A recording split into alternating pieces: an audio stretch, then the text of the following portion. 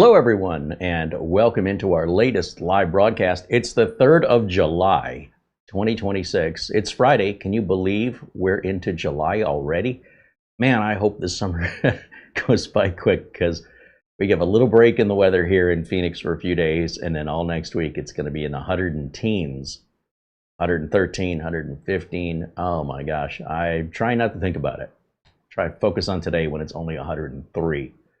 All right, well, I hope you guys are doing okay. It's hot all over this year, and stay indoors and wait till the sun goes down. Live the Carey life is all I'm saying. Hope everyone's doing good today. Shout out to our good friends over at VIP-URCDKEys. They're the folks that we get our license keys for. When I say we, I'm referring to my business, my real life computer tech business that very few tech people here on YouTube actually have.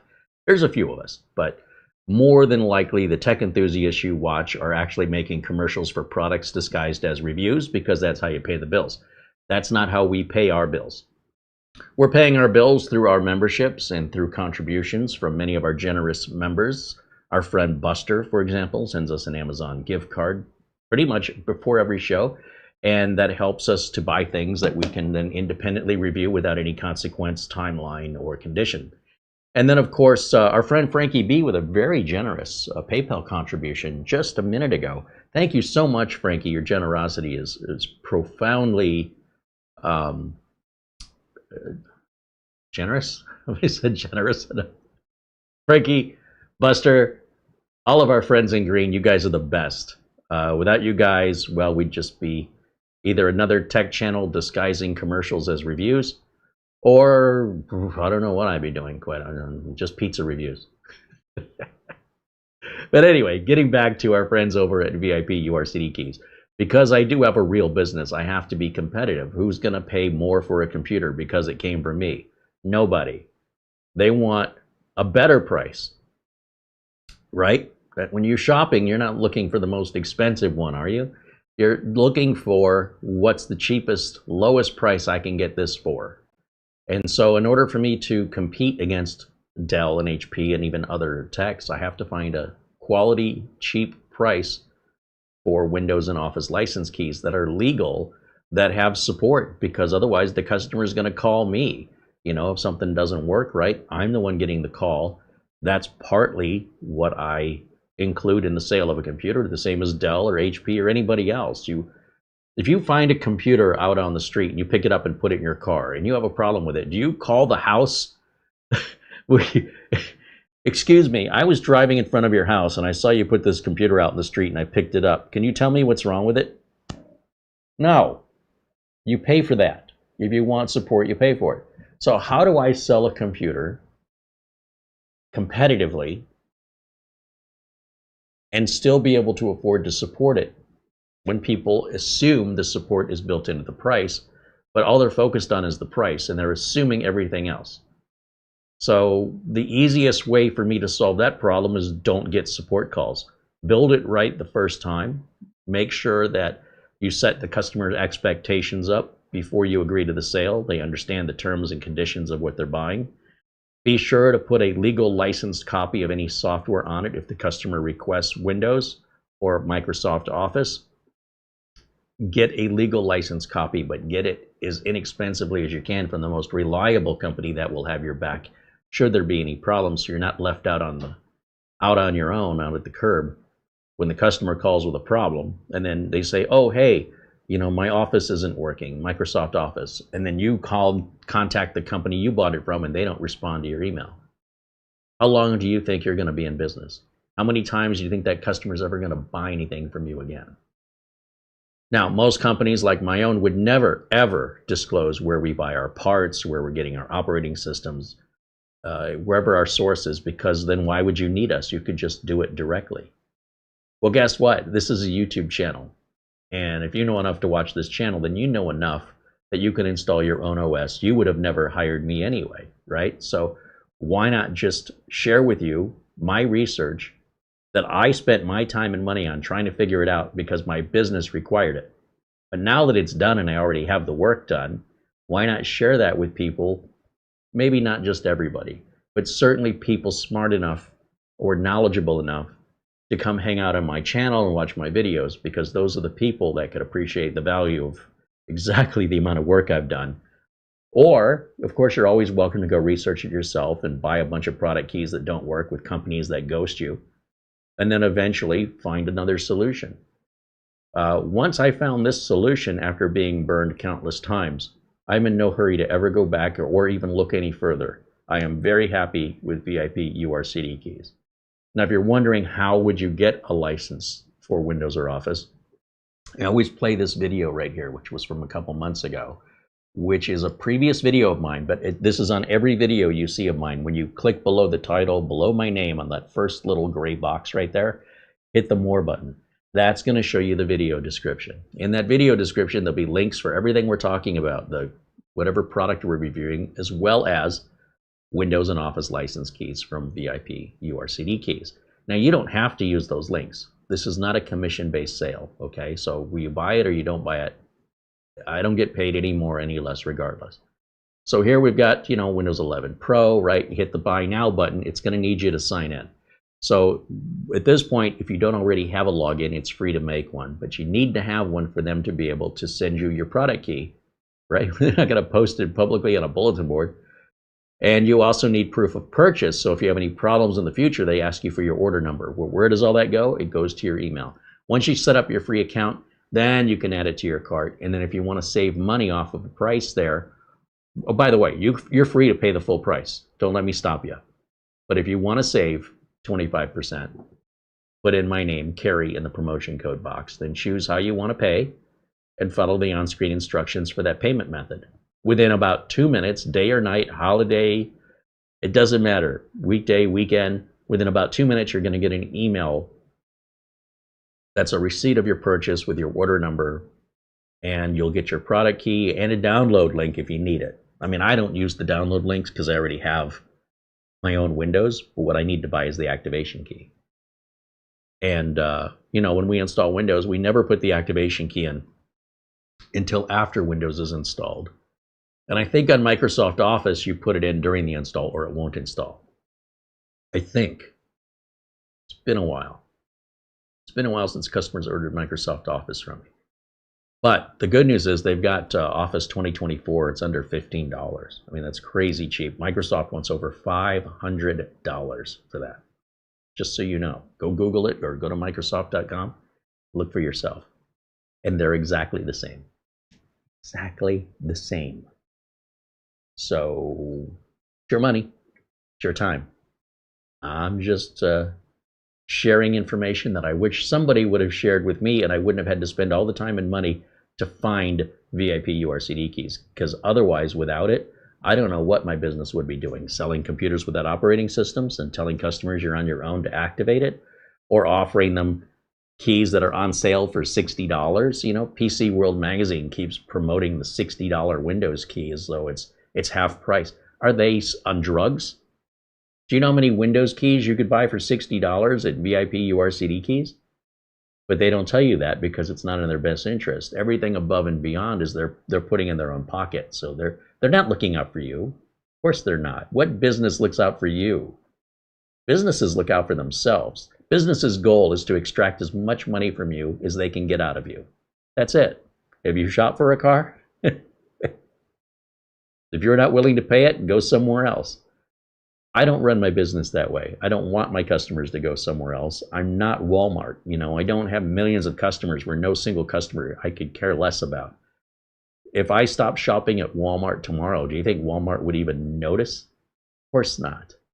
I don't even see the same employee twice. I could go there every day for a month and still not recognize any of the employees. They wouldn't welcome me in and say, "Welcome back, Carey," because they're never there. It's always another employee. So Walmart can give or take employees, they can give or take customers. They're such a massive business doing such gangbusters of sales that no individual employee and no individual customer at the store level makes any difference. They don't even know you're there. So how would they know when you're gone? I, on the other hand, am a very small business. It's just me. Believe me, I know if a customer doesn't renew or a customer stops calling, it becomes pretty apparent to me after a certain amount of time. And, you know, there's various reasons for that. You know, people get sick, they pass on, people move away. They don't necessarily tell you, hey, I'm moving away. Sometimes they do. But about once a year, once every 6 months, I look through my phone contact list. And everybody who's ever been a customer of mine, their name and number show up on my phone if they call. If a number shows up on my phone and I don't know who it is, I'm not answering it. So I make sure to take care of my customers and make sure they always get through to me. And what I do every 6 months to a year, I'd say, I go through my contacts lists and look at the names and say, when's the last time that person's called me? And if it's been over 12 months, I take them out of the phone book, and their number, when they call now, their number's going to look like, you know, any other number. I'm not going to answer it. If you're not in my phone book, my phone is just going to send you to voicemail. But that's okay. I'm just saying I'll play the voicemail back, and I'll call the customer back.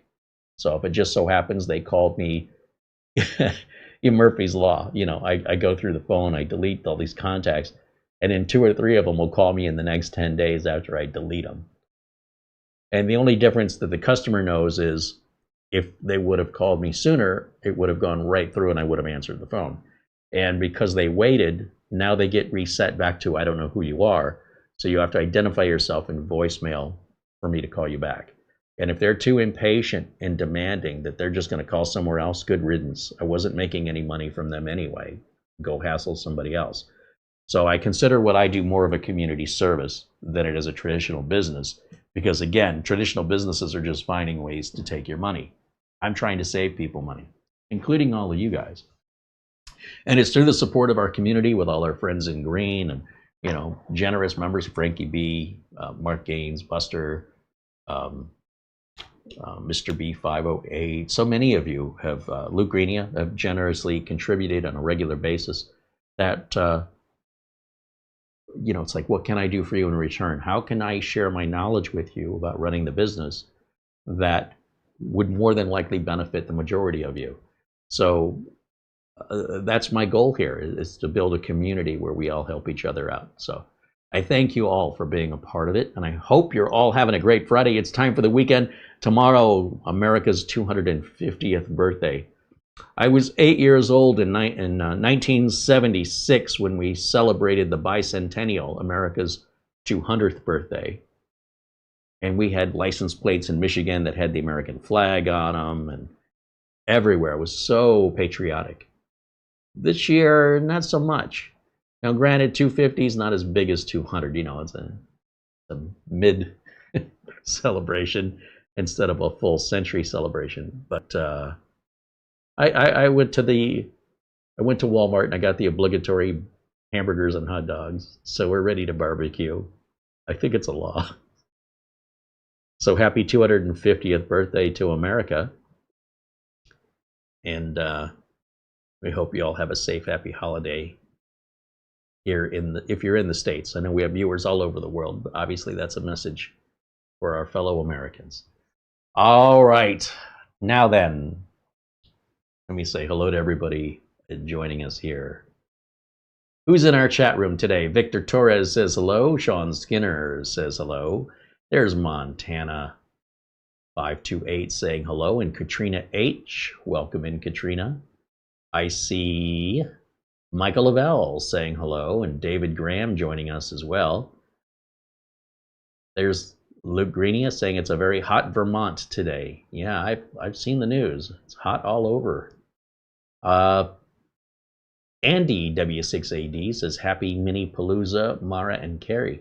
Well, thank you, Andy. Unfortunately, this is the last mini we've got. So we've already done a part 1 on that. Today we're going to look at just the final specs and things that we didn't have time to cover in part 1. This is the last one. That's all there is. We have some money in Amazon gift card money to buy another mini, but there's nothing new to buy. So the whole industry is kind of, I wouldn't say they've got the brakes on, but they've definitely slowed down production and innovation by about 85%, which means that we used to have some real challenges keeping up with how fast mini PCs were coming out. I had a backlog of about 2 to 3 weeks. Now we're out of mini PCs and have nothing, maybe for the next 2 to 3 weeks. It's flipped the other way with the economy with the RAM and storage and all that other stuff going on. But as things do come in, we will certainly continue to review them, but we don't have anything on the schedule right now for any more mini PCs at this time, which is fine. We've talked enough about it. Also, both GLINet, in fact, you know what? Let me just show you. I really like the KVMs, the keyboard video mouse remote control for the computer. It's a piece of hardware. Although most of you that ask about it really just need a free piece of remote software. Okay, you guys don't. Many of you asking about this are completely barking up the wrong tree. What you're looking for is a piece of software. And you can download something like RustDesk for free. If you just want remote access to help friends or family, and they're already in Windows, let me share the screen with you here. Where's my window capture? There it is. Okay, so RustDesk is completely free. And if you want to download that, you can switch over. If you're already using TV or AnyDesk, Splashtop, this is much, much more secure. It's all open source. I hit the download button, and there's your downloads right here for Windows, Ubuntu, Mac, Android, iOS. I don't know what Flatpak is. There it is for Arch, and then for ARM as well. Okay, so I normally, when I install it, I need it for Windows. But what happens if I need to get into the BIOS or something like that? That's when I need a KVM. So I'll go over to Kickstarter just to show you. If we go to Kickstarter, and then we'll just type in KVM up here. Check this out. The Nano KVM just started on Kickstarter on July the 1st. Okay, so just 2 days ago. Look how tiny it is with one single cable. Now that's only going to work if you have a USB Type-C that supports display output. Otherwise, you're not going to get any display out of it. But it's wireless. You can plug it right into your phone if you want to help your parents with their phones, something like that. Let me see what the price is here.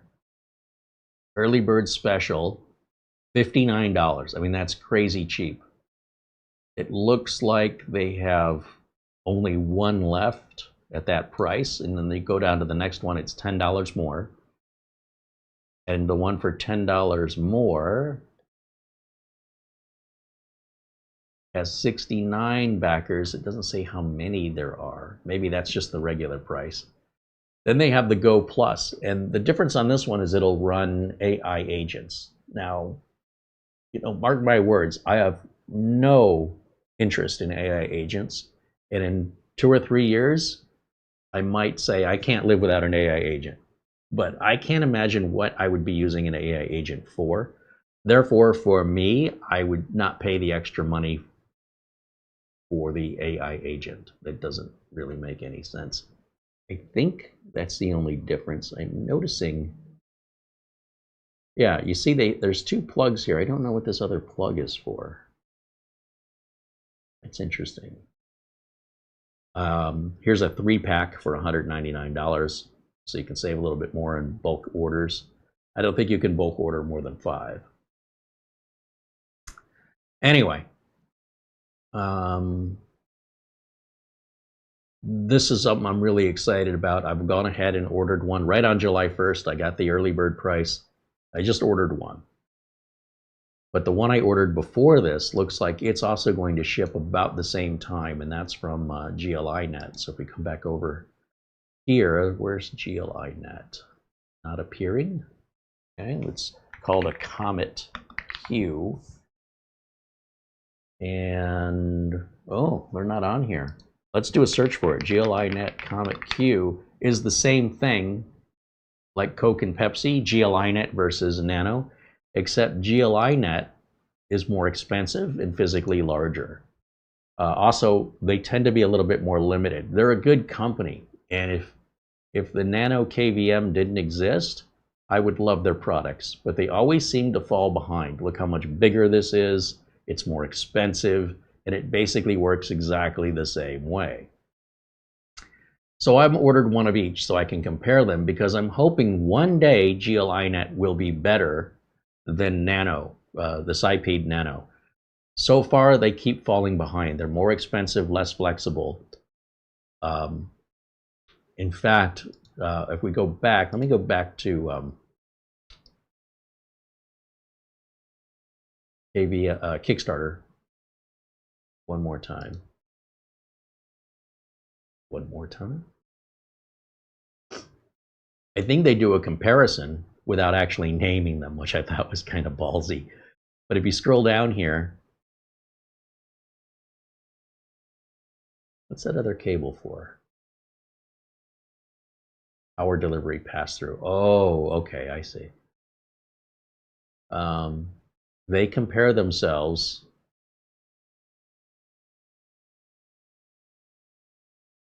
with their competitor right here. No, that's AI. Never mind. Okay, this typical competitor, that's GLInet. There's no typical competitor. There's only one competitor they have here. So theirs, Nano KVM, is a third smaller compared to GLInet. Theirs will do 4K video. Theirs will only do 2K video. And at 2K, they'll do 60 frames a second. They'll do 90 frames a second. Storage on this is 16 to 64 gigs. Storage on this, almost nothing. Price on this is about half the price than the one from GLInet on the right. So I don't know why these are dashed out. GLInet has a fingerbot and customizable apps. Remote install OS, you can do that on GLInet. So I don't know why they put dashes there. But I'm so excited that we're going to have something different to review here that's right up my alley.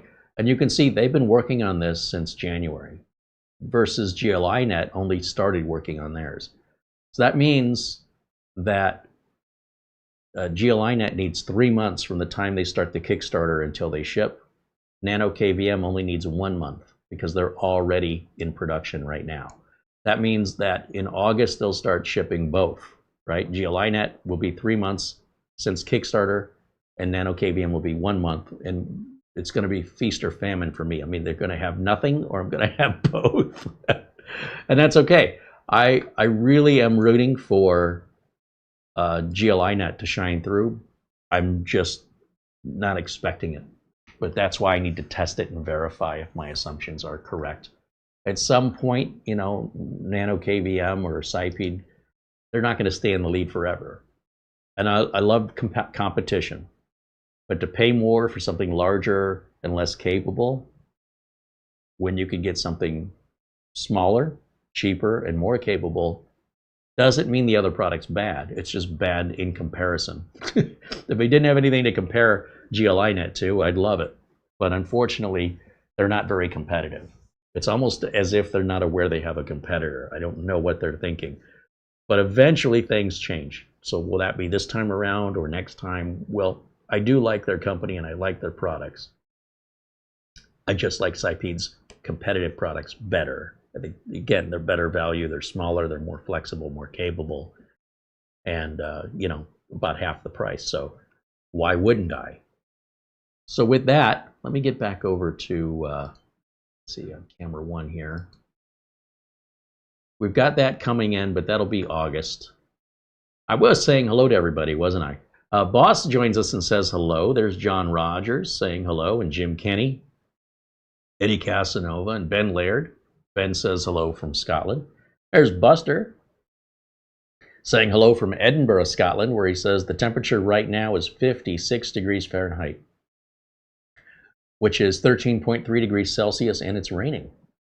Frankie B joins us in the chat. Hey, Frankie, thank you again. Bike Man joins us. And Bradley Morris says hello. Eddie Casanova says hello. Dazzle555 and Mark Baggett are joining us here in the chat room, along with Brian Weber. Good to see you, Brian. David Herzog. Mark Baggett. I know I might have said some of these names before, but I'm just kind of saying hello again. Elijah 52 Dickens and R.W. Roblus say hello. Edward Bass joins us along with the Mopar Nerd and Stephen DeToit. He says it is winter in South Africa. There's a cold spell on the way from Johannesburg. 7 degrees at night and everything freezes. Yeah, I would love that right now. You have no idea. That's about 100 degrees Fahrenheit cooler than we are. Stephen Miller says hello, or Steve Miller says hello. Frank Jimmy joins us, says hello in the chat, along with Peter Retired and John Williams. Welcome in, everybody. Bob R. is joining us. And of course, Mara, our channel administrator, is saying hello in there as well. So, I think I covered. Did I say hello to everybody? I feel terrible if I skipped anybody. There's LRCX saying happy 4th to everybody. Happy 4th Eve. And Rick Lake saying hello. Perfect. Just under the wire because I'm about to open this up and get it plugged in. And we're going to look over the different benchmarks. Cinebench takes about 20 minutes to run. And when there are different power profiles in the BIOS, like performance mode versus quiet mode versus balanced mode, these always ship by default in balanced mode. And that's in general where I suggest you leave it. If you need to be in performance mode all the time, you didn't buy a powerful enough computer. That's on you. If you bought a powerful enough computer, you'd leave it in balance mode. The reason I say that is performance mode, it's going to run hotter, the fans are going to run louder, and you're going to degrade the CPU, the silicon, much sooner because you're pushing it hard all the time. You're allowed to push it hard from time to time. In fact, you're allowed to push it hard all you want. You know what happens when you do that to a human body? You'll end up in the hospital. After a certain point, you take it too far. Well, same is true with a car engine. The same is true with pretty much everything in life. You can't just go foot to the floor, you know, always on maximum speed and not expect there to be consequences over time. But you can do that in short bursts, or maybe spend a couple days and you're working 13, 14, 15, 16-hour days. You can do that for a few days, but you do that for 3 or 4 months and watch what happens to your body. So computers and cars and all has the same effect of, you know, if you really push it hard, there will be a price to pay. So that's why I say if you're pushing it hard all the time, you bought too low end of a computer. A higher end computer could be in balance mode and deliver equal or better performance, and it'll last like it's no big deal, right? You're not pushing it, so therefore you're less likely going to have any consequences, and you won't have the need to push it that hard. And if you do it anyway, just know what to expect. There's a price to pay if you continue to run it that way as normal. And if you're okay with it, I'm okay with it. I just think most people are in denial, or they're unaware that that's a thing, when it's always been a thing. Ever since you were born, you learned that as a baby, and the same applies to everything in life. You keep using a knife, a really sharp knife, over and over, it's going to dull faster. And that, it's great if you know how to sharpen a knife, you do it yourself. Otherwise, you buy a new knife, or you buy the sharpener and you learn the skills and you spend 3 days trying to figure out how to sharpen the knife. And then when you break it because you don't know what you're doing, you'll end up buying a new knife anyway. All right, let me get some power plugged in here. I just cracked myself up. I make these analogies up on the fly, and sometimes they're better, sometimes they're not as good. But they do make better knives, is all I'm trying to say. Let's plug in video, and I need internet here. Where's my internet cable? Right here. So on part 1 of this video, we installed, I believe we installed RAM and storage. And the thing about this is how cheap it was. So using the gift card money and the membership money, we went to Amazon. And the links for this, by the way, they're in the video description, as I showed you earlier with the VIP-URCDKEY deals. But check this out. Over at Amazon, this very computer that's on the desk, this is what we ordered. The AOOSTAR Gem12 is only $319. But you have to put in your own RAM and solid state drive and your own operating system.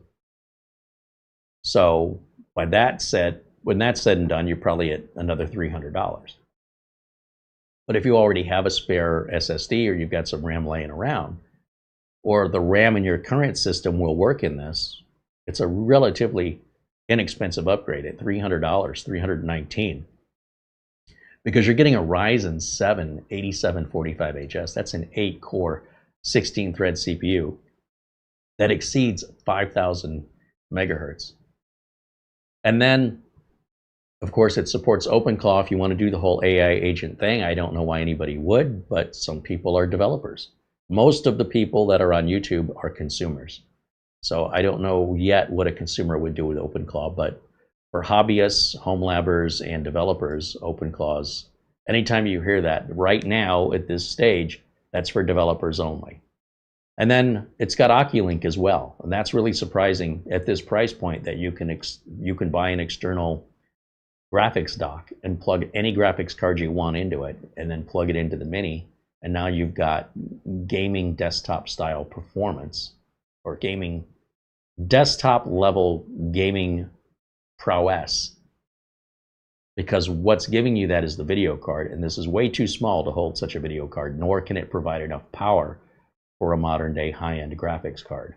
So the GPU dock, or an external GPU dock, eGPU dock, usually has a place for you to provide power, like adding a power supply. Some of them have built-in power supplies, and then you buy whatever video card you want, plug it into the power supply, and then plug the dock into the Mini. It's kind of a messy cable scenario and your electronics are all exposed. I don't recommend it, but you know, it's your computer, it's your money. And if you think this computer is expensive at $319, just wait till you buy an eGPU with a power supply and a dock. You'll likely be over $1,000 just for those 3 parts. Anyway, it's got dual USB 4. Now, I think that's great that it has USB 4 on the front and a USB 4 on the back, one of each. It's got HDMI. It's got 2 2.5 gig LAN ports, so if you wanted to use this as a soft router with pfSense or something like that, again, mostly home enthusiast lab stuff, not for your average consumer. Just consider one of them as a backup in case one fails, which almost never happens.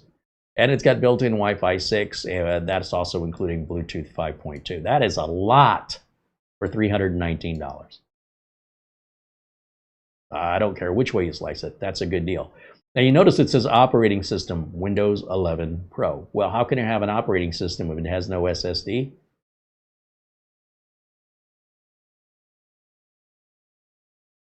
Here's what you do. You order it. You put your RAM and your SSD in it. You put your operating system on it. We've got videos that show you how to do every single thing. Even just watch part 1. We go through the whole process. Once it's all set up and running, you got your drivers and everything you need. The last thing you want to do is activate it. So you say, oh, you just go to VIP-URCDKEYs. Absolutely. Or reach out to AOOSTAR customer service. Reach out to their support. Say, here's a copy of my receipt from Amazon or from wherever you bought it. And the Amazon listing says it comes with Windows 11 Pro. So how do I get that? And they'll say, thank you for contacting us. They'll probably get back to you with less than 24 hours after you send the email. It's been my experience. They're very responsive. No broken English, very professional. And they'll say something like, thank you for purchasing our product. And yes, the Windows keys are available upon request. So here is yours since you requested it. If you don't request it, you don't get it. And if you do request it, you better provide a receipt to prove that you're not just somebody trying to scam them out of a Windows key. Okay? So that's included in the price, just FYI. That's pretty classy if you ask me. All right. Let's see, I got to turn this on. There we go. And then we'll jump over to HDMI 3. And then in a minute here, we should see the AOOSTAR logo. And there it is. And then this is a real-time boot up as we're live, unscripted, and unrehearsed. Everything you see is happening in real time. Now, you'll see that's I don't know how many seconds that was, 8 seconds? It's profoundly fast. And I don't remember how much RAM and stuff we put in here, so let me remind myself by right-clicking on the Start menu. And we'll go to System.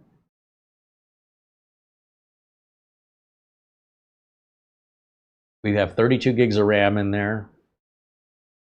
And it's Windows 11 25H2. We did activate it, so if we just double check, we'll type in activation. That's close enough. Click there. And we are active. So everything's activated. We can look in the device manager to make sure we get all our drivers installed correctly and that there's no problems. Oh, look at here. There is a problem. Surprise, surprise. Intel wireless Bluetooth driver has an issue. So what I would do to solve this is I would run the Intel driver assistant, which I have failed to install here. This will fix any Intel related, well, most Intel related software. Even on an AMD computer, as this is, it has Intel networking, right? So we just go to, and there's other ways to do this. I'm just showing you how I do it. Intel driver assistant. We're going to download that. We have to allow the Intel driver assistant to access our computer. Normally, I always choose block.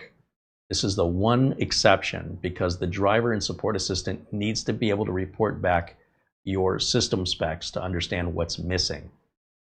It cannot work without that.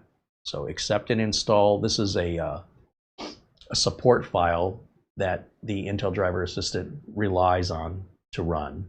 And it just takes a second. And there are some security updates to it.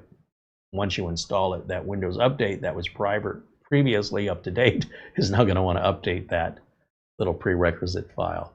The computing improvement program is there voluntarily if you wish to have the computer anonymously report any errors without you reporting it. It'll just report the errors to them anonymously so they can get ahead of, say they get a flood of errors coming in after an update.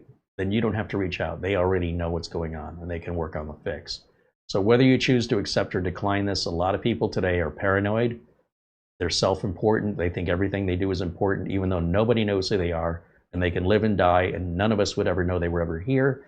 They still are, they're like, my data is the most important, valuable thing in the world. Nobody else agrees with you, but you're allowed to live in your world of delusion. So in honor of those self-important people, we're going to hit decline because honestly, no one cares. All right, so here we are. It installs the application, and it's a very small application, and it runs in a browser window, and it also performs many of the functions of CPU-Z. Let me hit launch and I'll demonstrate. You see a browser opens here. Now, these other tabs, we're kind of done with them, so we'll close these other tabs just to avoid visual clutter and confusion. And look, it says there's a new software update. It just happens to be for the Wi-Fi. That's also Bluetooth. So let's go ahead and download and install it. And while that's downloading, if I scroll down, you get all the specs of our system here. Look at all the detail. Right through a browser. So you'll see that while it identifies all of the AMD stuff, it doesn't provide drivers for it, but it still tells you what it is specifically. There's the Intel Wi-Fi, the Intel Ethernet, and the Intel Bluetooth, even the make and model of the NVMe drive that we put in there, the Beijing S880. Once it downloads the driver, just hit install and accept the user account control permission. And we'll hit next, accept the license terms, next, next.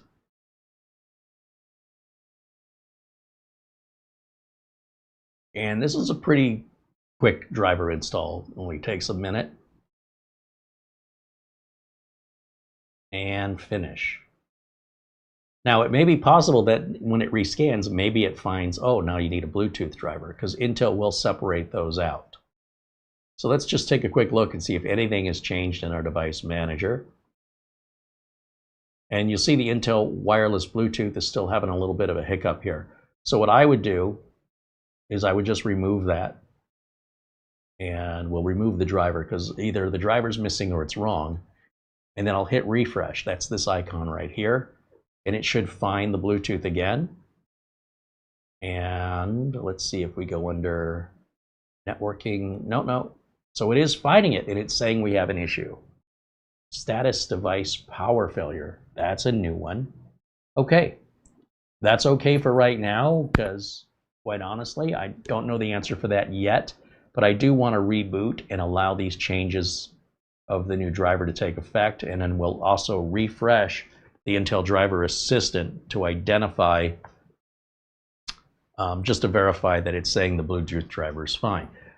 Basically, if it tells you there's no problem, it's telling you it's fine. So we're only looking for issues that come up.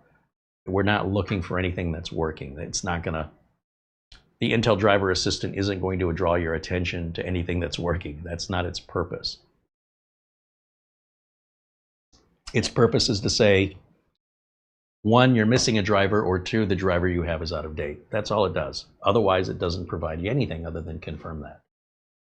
Here it says, let's finish setting up your PC. This will keep bugging you unless you do what I'm going to show you. You hit continue.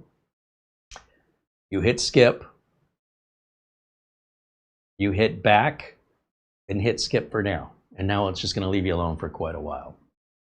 Now, if you have a Microsoft account, on the other hand, then follow through at once. But because I don't use a Microsoft account, sometimes that gets people really confused on how they're supposed to get past the screen.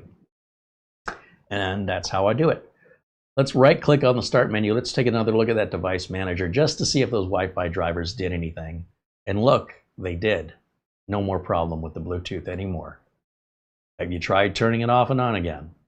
All right, problem solved. There was no reason to panic. Remember when I said I wasn't exactly sure how to solve that, but let's reboot first? That's why we do it that way. I don't want to work harder. I want to work smarter. And that required almost zero effort. Sign me up for zero effort, okay? Some people say, wow, you made it look easy. That's because I took it, I worked on it easy. Some people make things look hard because they're going at it in a difficult way. That doesn't mean they're doing it right. It doesn't mean they're doing it efficiently. And it doesn't mean they know what they're doing, other than they know how to do it the difficult way. Just keep that in mind. Now here's Cinebench results. So in our balanced mode, the power scheme being not imbalanced, in the balanced mode, you can see our score over here is at 15717. Our single core is at 1727, and our maximum temperature that we hit, believe it or not, it never got hotter than 82.5. That was our, see up here it says maximum. That's crazy cool. That's insane. Okay, compare that to performance mode. So in performance mode, you're looking at a slightly higher score of 16759. But look at their temperatures.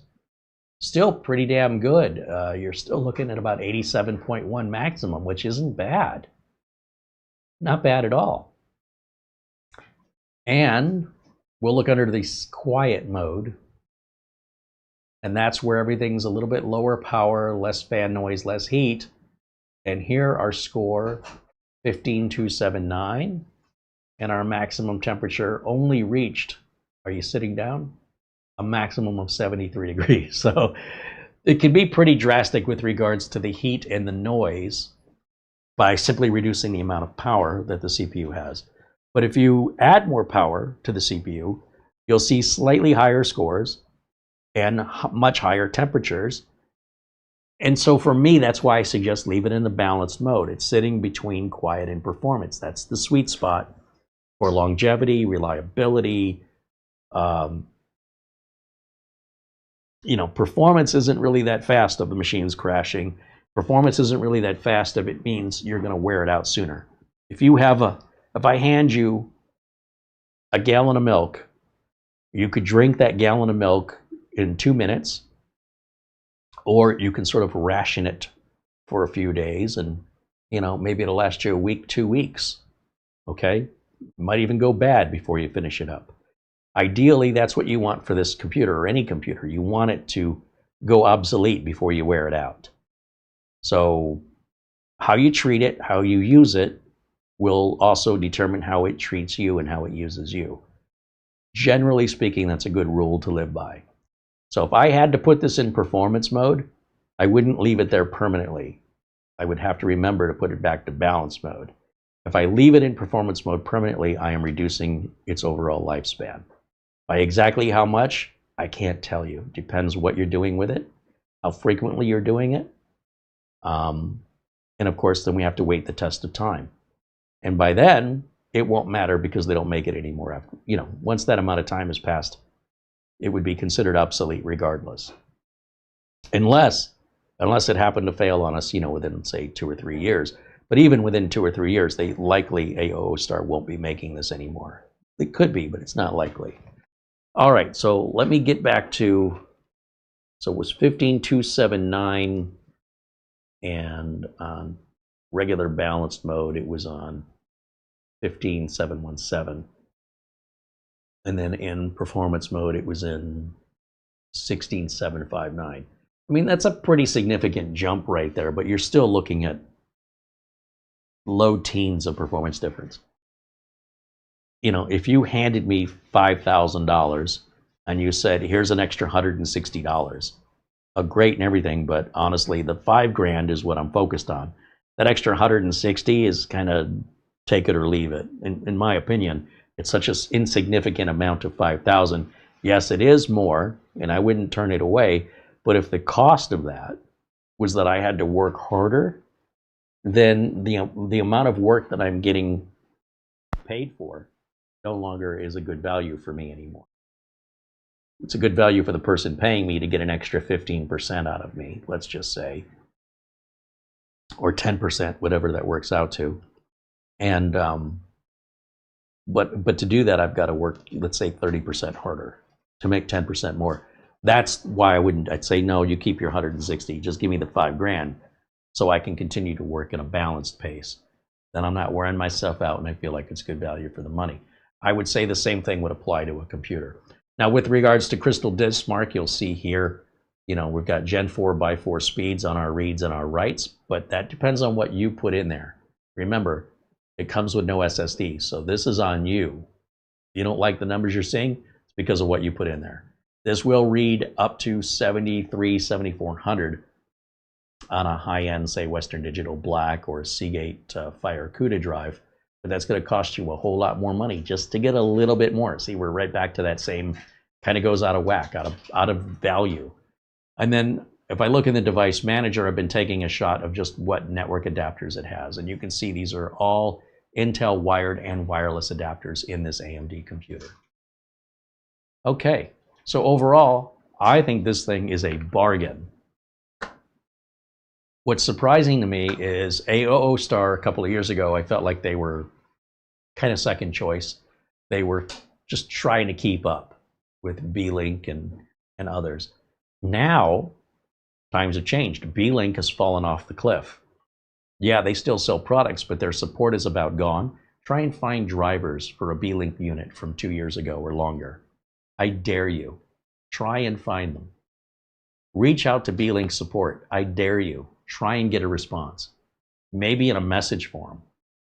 And then ask an AI chatbot the same question that you're asking B-Link support, and the AI chatbot will give you a more accurate answer and give it to you immediately. B-Link is often giving wrong information to their customers. They don't even know their own products. It's all recorded on the internet. I've demonstrated it here, and I am so disappointed. I can't help but mention it over and over to warn everybody, this is not the same B-Link that they used to be. I would avoid them. On the other hand, this is not the AOOSTAR they used to be, and I would recommend them. This is how technology changes, and this is why we can't just say they're good, they're bad, and never revisit. No, what was once good may not be good anymore. What was once bad may no longer be bad. So we have to keep reevaluating and see which way these companies are growing or diminishing over time. And then you've got companies like Miniswarm that, quite frankly, they just keep building and building and building and getting better and better and better. But you better believe the minute they go off a cliff, if that were to happen, I'm not giving them a pass either. They just happen to be king of the hill for a very long time, 4 or 5 years at least. So I'm not going to deny that. They have a great variety of products, great support.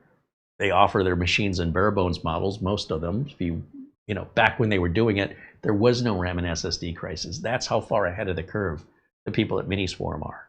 They were already doing that. That's almost like they came from the future. And many of their new machines and their NASs, like their NASs, you can't find a Synology or a QNAP with an AI level processor in it. Are you out of your mind? It doesn't exist. And Miniswarm said, here, hold my beer. So they're in a league of their own. They don't really have any competitors. They really don't. But you know, they got great prices, great selection, more mini PCs from that one manufacturer than 3 or 4 manufacturers put together. Their catalog is so huge. Now, they're not perfect. They make mistakes. The difference is, though, that once they're aware of it, they correct it. They don't just ignore you or ghost you like B-Link does, or deny it. There's a problem here. These drivers are wrong. No, they're not. Okay. So I had nothing better to do. I just wanted to bring something to your attention because I wanted to be annoying. Sorry I tried to help, jerk. You know what I mean? Like the taste in my mouth from B-Link is, I can't get it out. It's like bile. I've never been so offended in my life to go out of my way to help them. And then they say, oh, we don't need your help. We're fine. You're not fine. But you can lay in your puddle of misery and tell me that you're in the sun soaking up a tan. You're out of your mind. I don't know who thinks that tactic's going to work. And it's one thing to apologize or to say thank you. It's another thing to deny reality. And the minute you start denying reality, you're a child, and I'm not your babysitter. I will not be B-Link's babysitter unless they want to pay me. Now, if they want to pay me, I can correct all their problems. It's not that difficult. Not for me. But apparently, either they don't care, they can't be bothered, or they don't know how. That's it. That's all there is. So I couldn't say that about anybody else right now in the industry, other than maybe some manufacturers on AliExpress. B-Link is moving in the AliExpress direction.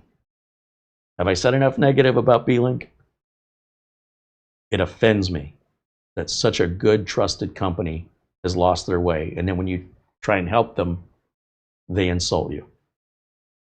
How would you feel? So I want to warn you all about it. If you want to buy their products, I'm not telling you not to buy them. I'm telling you what to expect if you do. Don't be surprised. Let me get back over to the chat room.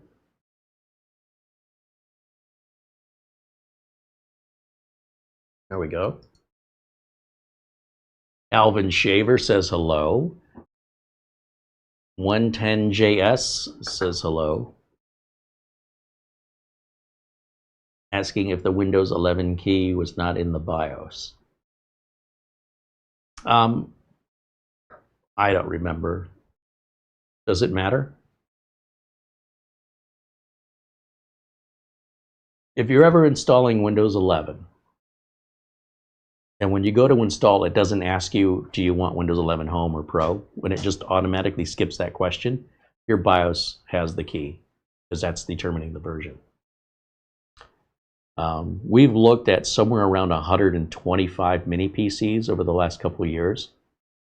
And if you ask me if a specific mini PC has a specific configuration, I'm not a database. Like, I'm just a human being, and you know, even just this from a few weeks ago, I don't remember, but I don't care because it doesn't really matter.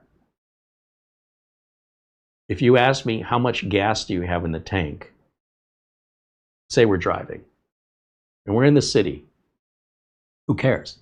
We'll let it run out of gas. There's a gas station in every corner. We're not going to run out of gas. Don't worry about it. If the gas tank gets low, a little light comes on. And when the light comes on, I'll look for a gas station. They still have about 50 miles. And there's going to be 27 gas stations in the city within 50 miles of any direction. So pull in and get gas, so what? And if we have a full tank, then we won't do that. So if it has a key in the BIOS, I don't remember. But I do remember, because we looked at 4 of these AOOSTARs, different models.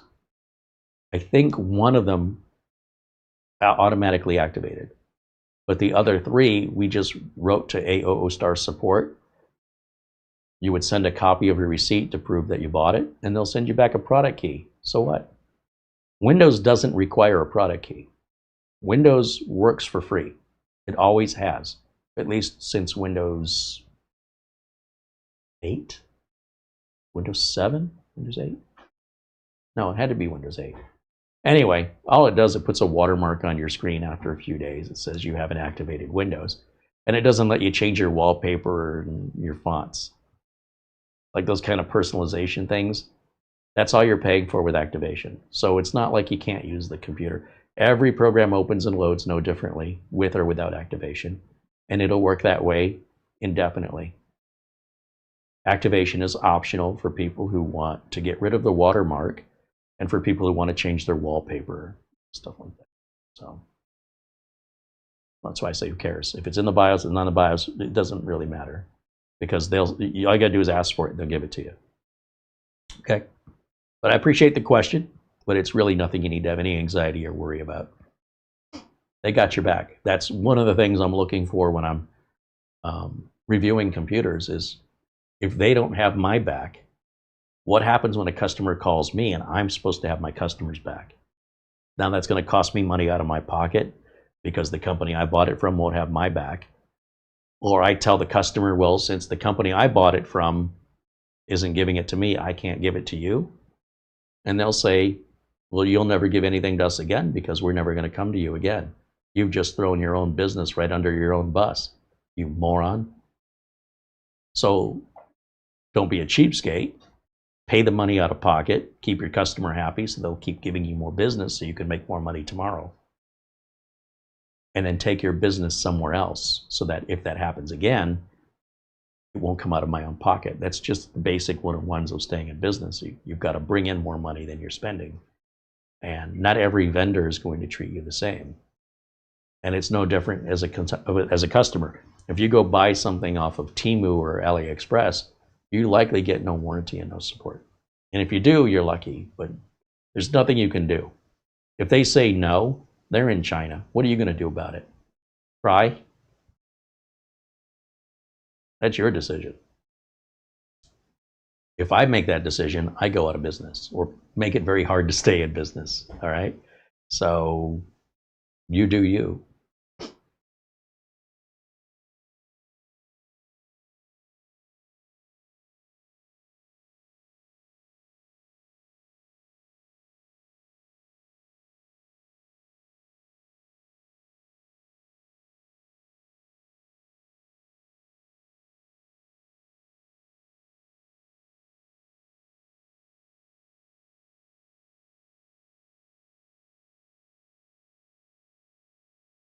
Peter Laycock says, to all my American friends, have a great 4th of July. Thank you, Buster. You don't have to be an American to have a great 4th of July. I hope you have a great 4th of July, and a great 5th, and a great 6th. In fact, every day in July, August, September, and the rest of this year, I hope we're all great. No matter where you are in the world. Thank you, though, Buster.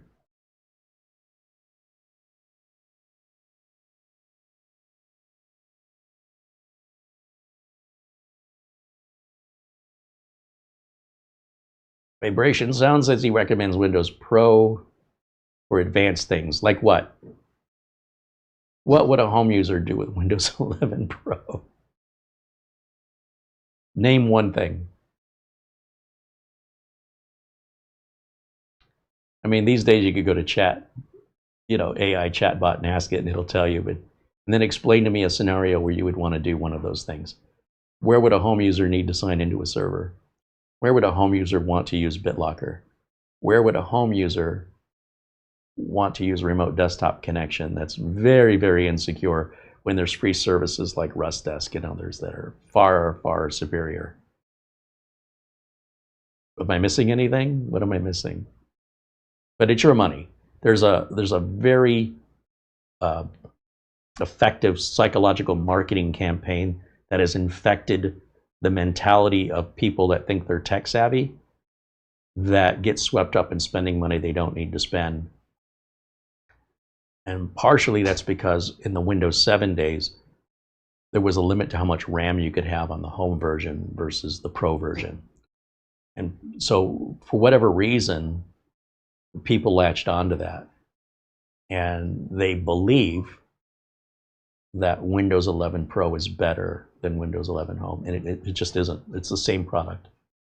And if you're not logging into a server, and by the way, you don't even need to use, you could use free alternatives to BitLocker or, you know, a virtual machine. There's all kinds of free software. It's purely psychological. And, you know, I was watching a video the other day here on YouTube where a person said that people like me that tell people like I'm sort of raining on their parade, they want to believe in the hype. And when you're honest with people and you say it isn't what you think it is, they don't like you for that. And you're like, I'm trying to save you money. And they said, no, you just ruined all my fun. I want to believe that that Windows 11 Pro is better, and I want to spend my money because I feel like I'm doing something exciting. And now you've come along and you've ruined all my fun. And I'm saying, you're wasting your money. And they said, I'm having fun. All right? And now you just ruined it for me. I was looking forward to getting Windows 11 Pro. I was convinced it was better. It doesn't matter if it is or it isn't, Carey. That's not the point. The point is, I believed it because it makes me feel good to believe it. And now you've completely removed the feel-good feeling and ruined the experience for me. And I'm like, well, I'm just letting you know. It'd be like somebody saying, why did you have to tell me there's no such thing as Santa Claus or the Easter Bunny or the Tooth Fairy? I believed in those things and they made me happy. And now you've completely shattered this illusion because I'm such a fragile mental, you know, I have such a fragile mentality that these little fake imaginary things, they're the only happiness I have, and you took that from me. And I don't like you for that. So this is a weird world we're living in when you try to help people, just like B-Link, and they're like, we don't want your help. We didn't ask for your help. And we're doing just fine without you. When clearly, if they were, we wouldn't be having the conversation. So it's been brought to my attention that some people truly want to believe things that aren't true, and that by me helping them, they're actually getting angry at me for it because they didn't ask for that help. I want you to keep that in mind, what's happening on the other side of this camera after shows and the kind of comments people leave, because it offends them to interrupt their nonsense beliefs. They just want to believe it. It doesn't really matter if it's true or not. They want to. And what business is it of mine? Fair point. Go through life like that if you want to. I would never want to do that. I just assumed you wouldn't want to look like a fool, but if being a fool makes you happy, be happy, whatever that takes. If you want to put your left shoe on your right foot because that makes you happy, and you're walking around and you're like, God, my feet are sore.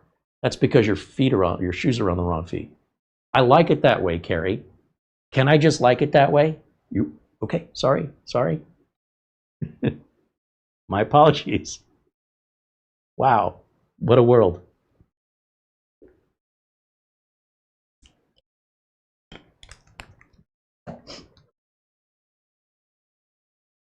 Luke Greenia said, as a home user, I could not tell you what version of Windows I have without looking it up or knowing in advance. As a computer technician with over 35 years of experience in this industry, there isn't a computer technician alive that can tell you Windows 11 Home from Windows 11 Pro by looking at the desktop. It's not possible. You have to either dig in a little deeper or try and activate one of the, like try and log into a server, try and use BitLocker, something like that. You can't tell just by looking at it. Nobody can. But you're ruining the fun for people, you know. Stop that. They want to spend their money on nonsense because it makes them feel good. It's like a drug. You know those drugs are bad for you? Shut up. Try telling an alcoholic to stop drinking alcohol and watch what happens. You know that's bad for you when you're wasting your money? Watch what happens next. It's called mind your own business. However, the difference is that people come to me, right? I'm not shoving my videos in their face. I'm not saying you must watch my videos. They come to me voluntarily, and then they complain about what they voluntarily decided. So it's my fault they chose to watch my video. It's my fault that I've ruined their fun. Everything is somebody else's fault in the world today. Nobody wants to take any accountability or responsibility.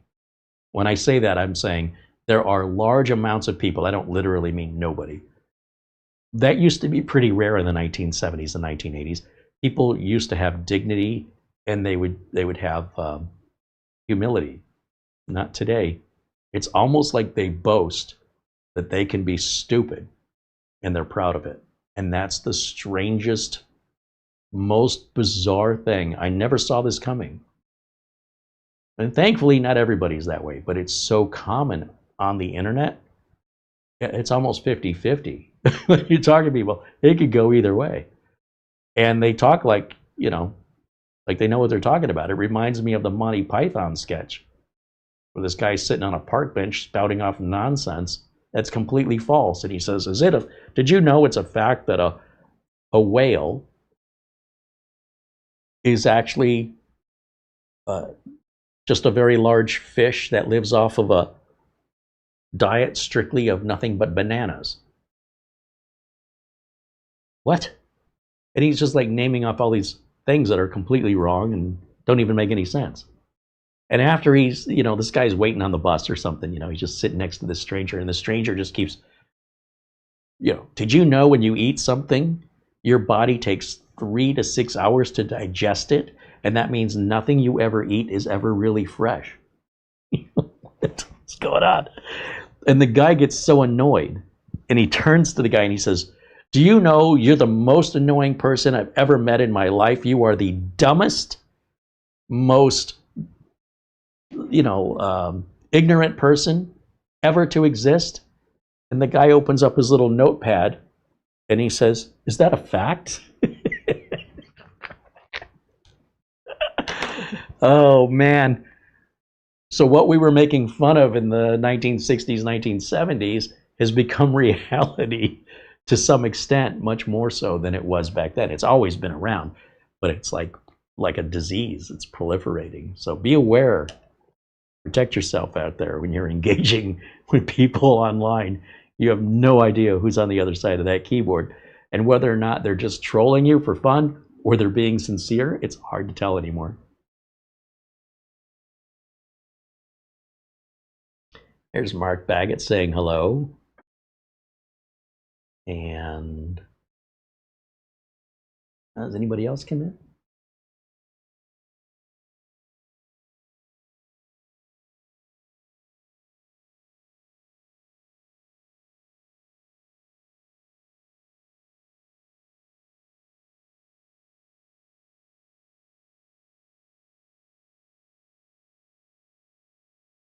Gary Tatum says hello. Welcome in, Gary. I mentioned LRCX there, joining us from Northern California. Peter retired, and John Williams popping into the chat room, joining us here in the community.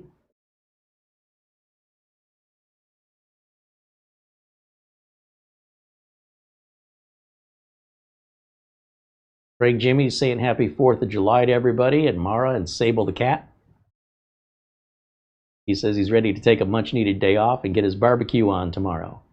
He says, everyone have a safe and happy Independence Day. Thank you, my friend. Back at you.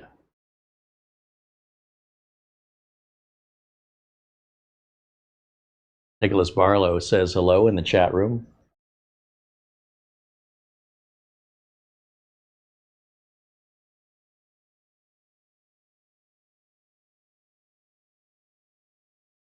And okay. So if anybody has any questions for me regarding the AOOSTAR Mini PC or I mean, if you have questions about future content, I don't have those answers yet. I don't know. We'll come up with something. The problem is we're just out of mini PCs. This is the last, we were just really had to just look at the results of the Cinebench tests, which were taking over an hour to run, and we just didn't have time to do that in part one. But there is a part one to this. If you want to see it opened up and me putting the RAM and storage and installing the operating system, all that is available if you haven't seen that already. The links for this are in the video notes below the video. RAM and SSD prices are expected to continue going up. Just so you know, if you think it's expensive today, it will be more expensive according to all the prediction markets I've seen. It will get more expensive month after month. It's not expected to stop getting more expensive until probably about this time next year at the earliest, at the absolute soonest. Likely it'll be closer to the end of 2027 if I had to guess, and my guesses are always wrong, okay, but I'm gonna guess anyway, and I'm gonna say the end of 2027 we should start seeing some relief. But as bad as it is now, it will get worse until such a time that it gets better. In other words, there's a certain amount of supply and a certain amount of demand. And the supply isn't changing and the demand isn't changing. Therefore, until either there is more supply, which will take over a year just to get a building and a factory built and operational, it'll probably take closer to 2 years. And China is building a couple of RAM factories. But how fast can they get them built? And then they have to go through product testing. And then, of course, manufacturing, packaging, and shipping. It's easily 2 years out. Then they can flood the world with RAM and profit off of it. But it can't just spin it up overnight. Or the AI companies start running out of money. And then what'll happen is one AI company will buy another AI company. When that happens, they'll absorb all of that other AI company's infrastructure, all the RAM and storage they have. That will lessen demand a little bit. How long is it going to be before they start running out of money, and who's going to run out first and who's going to buy who? That's all going to be determined between now and about a year and a half from now. You'll start to see the first one, I suspect, within about 18 months. So that's why I think it'll be the end of 2027, and we'll start to see some relief. And that relief won't be overnight. It'll be instead of prices steadily going up, they'll start to level and slowly go down. And of course, with inflation, they'll never go back to where they were. I would love to pay the prices I paid 2 years ago on anything: groceries, fuel, rent, clothes. Inflation means that it'll be the equivalent price, right, of the cost to income ratio. But it'll take a while. It won't just drop off a cliff. So that's likely what's going to happen. Mark Gaines says we've got an email. Let me check. Do I have it? Let's see. Emails. Where's my email? Oh, I don't have it yet. Not yet, Mark, but I'll check again in a few minutes. Let's see in the chat room. Are there questions? Which of all the mini PCs that you've tested do you like the most? It depends what it needs to be used for. It's like saying, of all the shoes you've worn, do you like the boots better than you like the running shoes versus the dress shoes? Well, it depends what I'm going to do. The running shoes won't be appropriate when dress shoes are needed, and the dress shoes won't be appropriate when I'm running. So I don't have an answer for that. It's really, the manufacturers I like overall. I like what the value of AOOSTAR is offering. I like the value of the Camrui and Ace Magics too, although you don't have as much variety. And I really, really like Minis Forum. Almost everything they make and have made for the last few years has been not only the same as what others make, but also a wide enough catalog to introduce products that are so different they don't have any competitors for things like the MSO1, the MSO2, the upcoming MSO3, the N5 NASs, their keyboards and portable monitor. Like Minisform covers the gamut, unlike any other mini PC manufacturer. You'd have to put together 5 Ace Magics and Paladins and AOOSTARs to equal one Minisform of product selection. Just different AMD, Intel, mini, small form factor, gaming, workstation. I don't know of any other mini manufacturer on the planet that has that much variety, and they're built to a very high standard. So you just buy what's appropriate. You know, if you need the dress shoes, buy the dress shoes. If you need the running shoes, the boots, galoshes, right? You get what you need. Just buy it from a trusted manufacturer. But I appreciate the question. Victor says, any update on the Ace Magic NAS? We only just got that shipped out. We needed to return it. They determined that one of the ports is bad. And they said it's a brand new product. It's a little rough around the edges. And that when we send it back to them, they're going to send us a replacement, or they're going to fix the one we sent. I don't think it's fixable, but whatever they want to do. And that had to be shipped to New York City. So from Phoenix to New York is like, you know, crossing several countries in Europe. It's going to take a few days. They probably won't even receive the unit we sent until around the end of next week, which means they won't be able to do anything with it and return anything to us back in the mail until the week after that. Now, I'm assuming they're going to see this through and send us either another one, or they're going to repair the one we sent.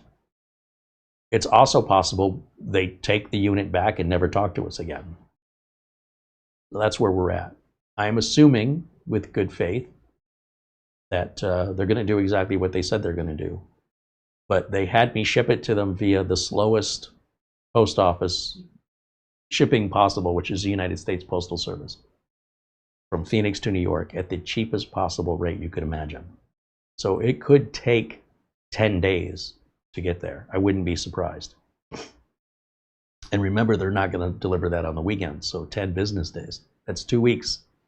Then they have to process it, determine what they want to do, send us back a unit, which could take another 2 weeks. So I don't expect to see anything at the soonest until about this time next month, at the earliest. But when we do, I mean, I'm eager for the content. I won't be setting it aside. I will immediately put it on the bench for the next video at that time. So there you go.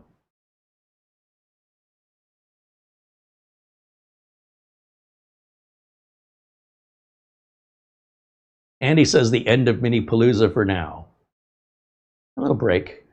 You know, it was never my intention for my channel to turn into a NAS channel, or my channel to turn into a KVM channel, or my channel to turn into a mini PC channel, or my channel to just be strictly builds and repairs.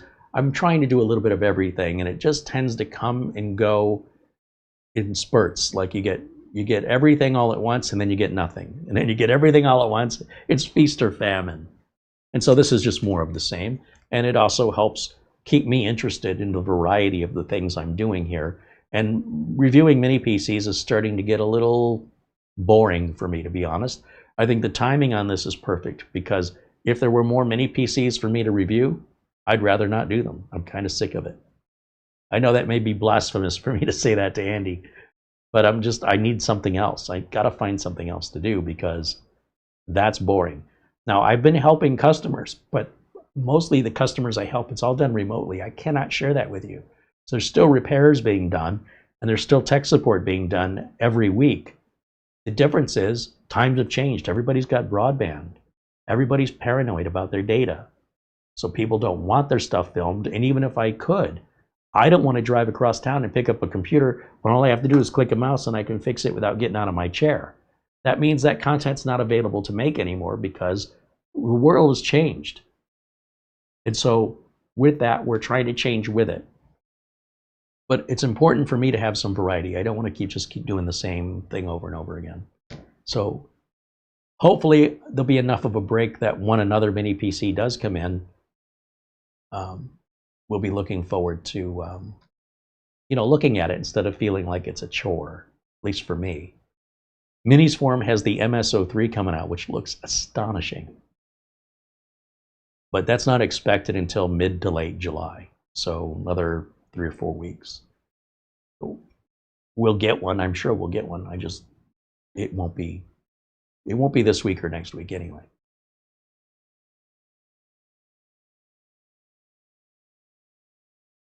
Sean Skinner says, Carey, I'm building a PC, changing the motherboard, but the top screw is stuck on my Cooler Master air cooler. How do I get them out?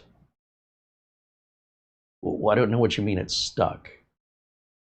Okay, essentially, I need to know the make. You said it's Cooler Master. Which one? They make lots of them. Which one are you talking about? 2, what is the specific problem you're having? Is the screw just spinning and not coming out? You can't get the screw to spin? Is the head of the screw cammed out and the screwdriver won't grip it anymore? If you can be a bit more specific with what it is you're working on and what specifically you're struggling with, I can be a lot more helpful, and I'd be happy to provide tips and tricks. But you can't just be that vague with me. Otherwise, I'm just going to be vague in return. So you'll say, well, that was a waste of time. And I'll say, yeah, it was. So when you do ask a technical question like that, we can cut to the quick if you don't hide information that I am forced to ask for. Right out of the gate with a computer question, like I need to know what version of Windows you have, or what CPU you've got. You know, is it Intel, is it AMD? What version of Windows? Is it Windows 10, Windows 11? And then you can say, getting a blue screen error. What is the blue screen error? What does it specifically say? I can give you a specific answer then that can solve your problem nearly every single time. But quite often, I have to interrogate people because I can't see what you're looking at.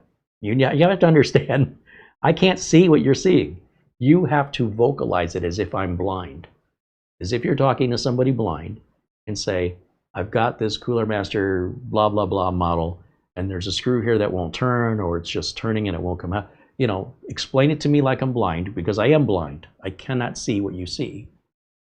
Once you tell me that, I can have an answer for you, okay? Just keep that in mind.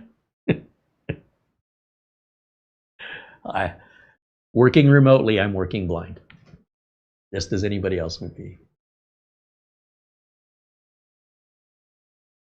Andy says, Minis Forum makes the best single true mini PC, the AI X1 470. Well, he certainly likes it. It's tough for me to pick one out of the family of AI X1s. They make about 5 or 6 different ones, and I think they're all great. Some are more affordable, which makes them better because they're cheaper. Depends who you ask.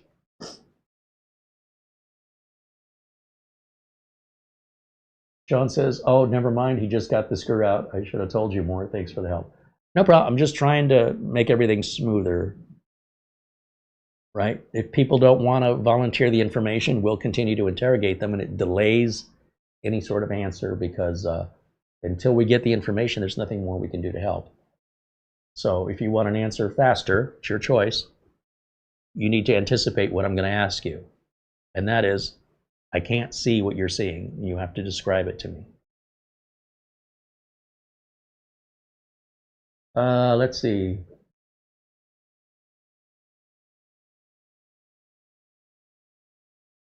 Jim Kenny says, Carey, VIP-URCDKEY has Windows 10 Pro for $20.34 that activates Windows 11 Pro. Yeah, well, I don't know how many times. Does anybody in the chat room have any idea? Can anybody guess how many times I've suggested you save money and buy Windows 10 Pro? Can anybody guess how many times I have said after the show on a new build that I just installed Windows 11 Pro on that I'm going to go to VIP-URCDKEYs and I'm going to buy a Windows 10 Pro key? Have I said that 100 times? Jim, you're not new here. How have you never heard me say that? And I say, I'm buying the Windows 10 Pro key because it's $2 or $3 cheaper. You go back and watch any of the videos. It's weird. It's so weird. I've said that so many times. and you're asking me like you're just discovering it. It's okay for you to ask. I'm just like, how could you be asking? How many times have we talked about it? And you've been here. You've been here the whole time. So, yes, buy the Windows 10 Pro key. It's cheaper. And use it to activate Windows 11 Pro, just like I've said.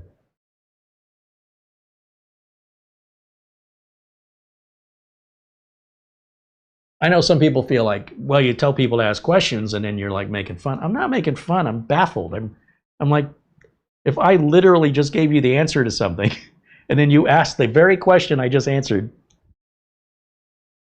you understand how that might be confusing to me? I'm like, wait a minute. You're not new here. We've talked about this endlessly for years now, at least 2 years, maybe 3 years, 4 years. I think Windows 11 is 5 years old. I'm just confused, man. That's all. I'm just confused. John Williams says about 5,000 times I've said that. Yeah, that's why I'm so confused. I don't want to discourage you from asking questions. But it is weird to me that if you do ask something that we've been talking about endlessly for years, and I know you were here, I mean, how would you respond if we had roles reversed? What's missing? There's something that's not making any sense. And if you weren't a member, you know, and I didn't recognize your name and, you know, the first time here, I understand.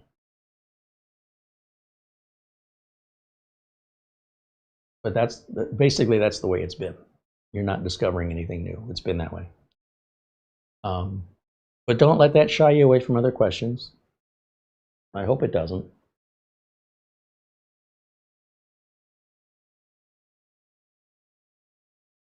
And he says, I want to see something about NAS. I'm thinking of working on a project involving the Minis Forum N5 NAS. But I don't think I'll do it live because it's going to take way too much time. So what I think is I will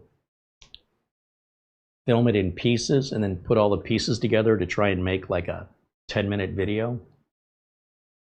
Maybe even a 5-minute. I don't know how long it'll take me if I edit it like a YouTube short, but it won't be that short. But if I follow the same kind of editing techniques, which is no interaction, just here's this is the setup, and then this is how we turn it on, and this is how we plug it in, and this is how we log into it, and this is the app we load, and this is how we load it, and this is how we connect it, and this is how we configure it. And now you can do XYZ with it.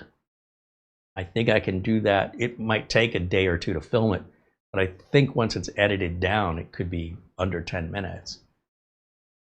And that's very unlike me to do a video like that. But at this point, I have the time, whereas before I didn't. And because it's so different from my normal content, I'm kind of looking forward to doing it just to see how rough around the edges it'll be for me on the final edit. Are you going to tell me there's email? Yeah. All right. Is that Mark Gaines? What? It is Mark Gaines. He sends an Amazon gift card, $25. Thank you, Mark. Thank you for telling me. I forgot to check. Okay. That catches us up on the email.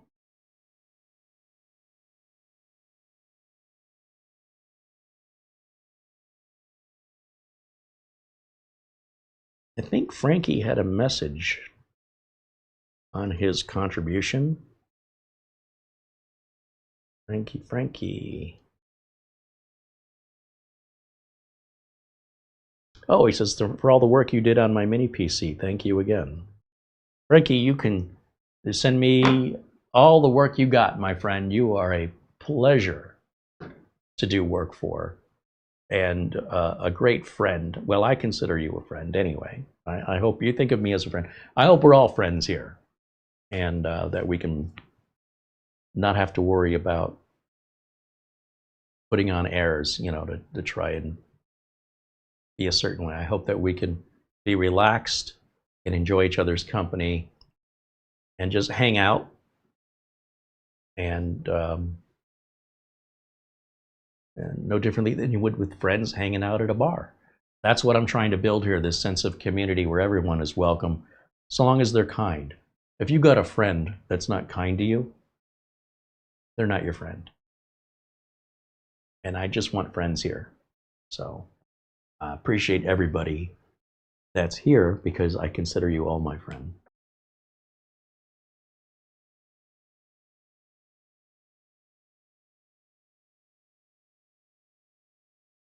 Jim Kinney says he got Windows 11 Pro 6 years ago from watching you. Yes. Yeah, so I don't know if you're trying to make a point about Windows Home versus Pro. If so, it's disconnected. Essentially, if you built a new machine and you're going to put Windows 11 on it, okay?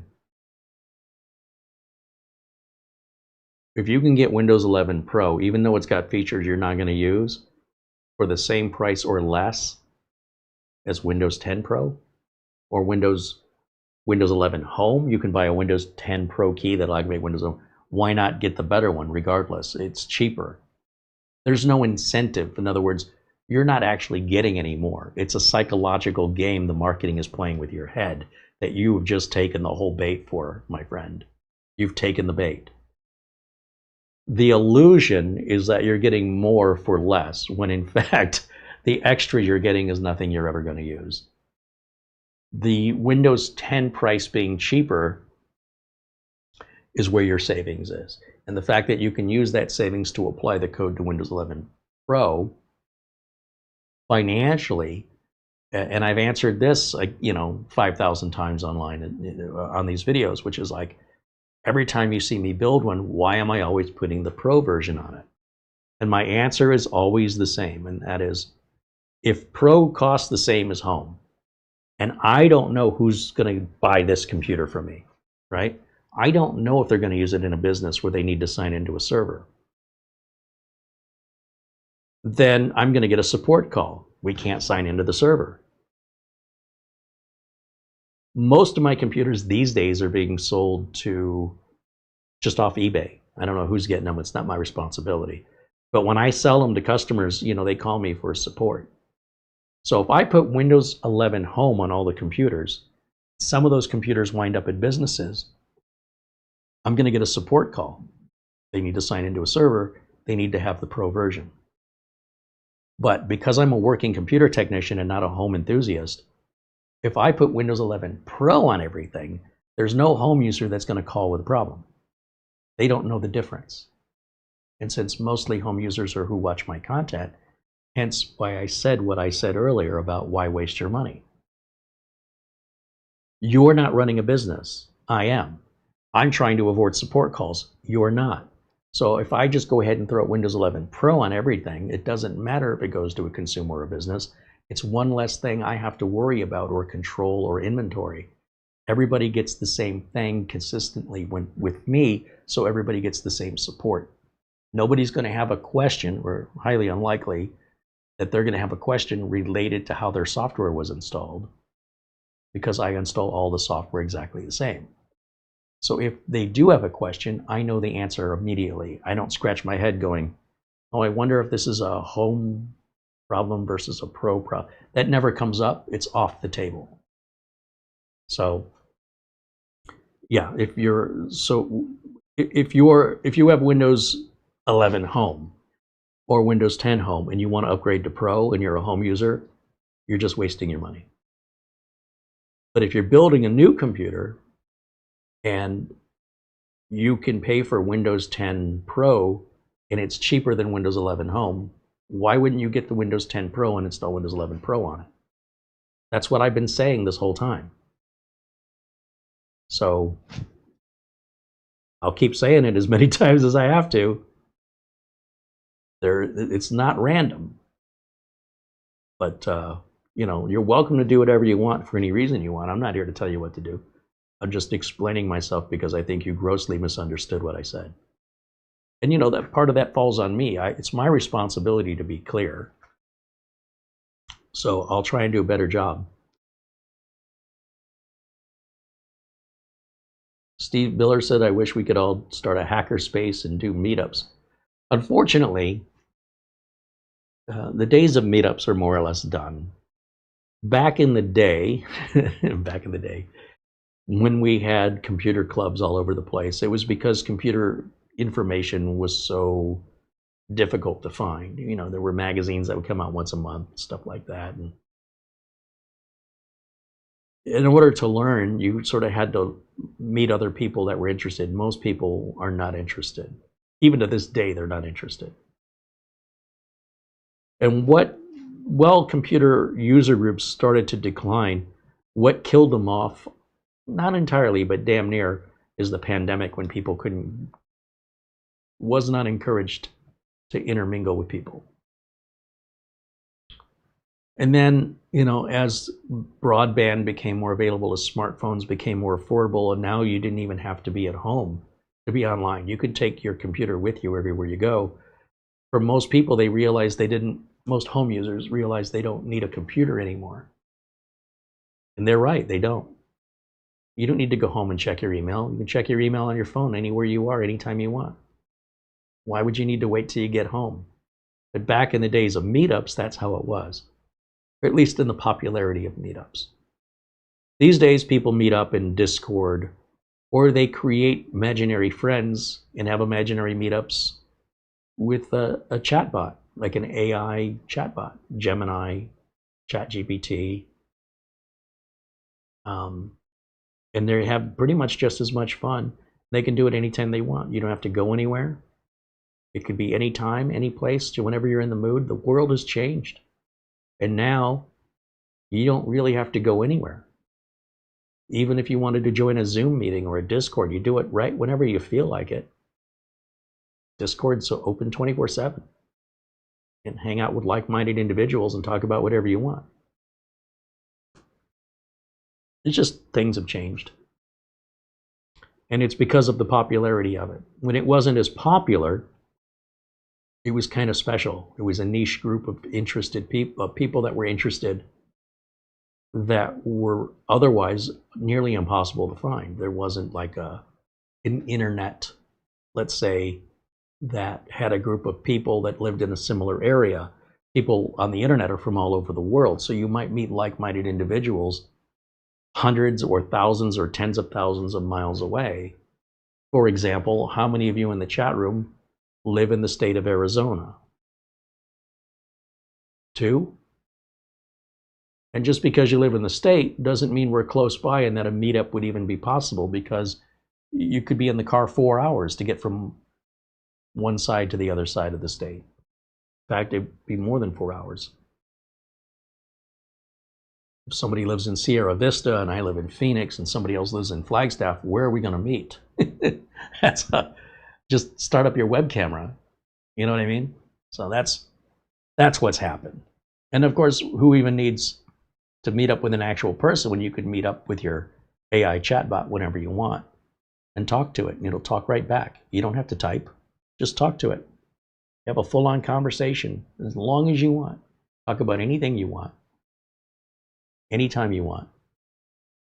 And if you want it to be a girl, tell it to be a girl. If you want it to be a man, tell it to be a man. If you want it to have a British accent, tell it you want it to have a British accent. You can create exactly what you want for free currently, anytime you want it. And it'll probably be more accurate in providing answers than some of the people at the meetup. Like, it's not going to emphasize why you should get Windows 11 Pro. The AI chatbot will explain to you you don't need it. But somebody who's more emotional as a human being in a meetup might have an emotional feeling about that. So things are changing.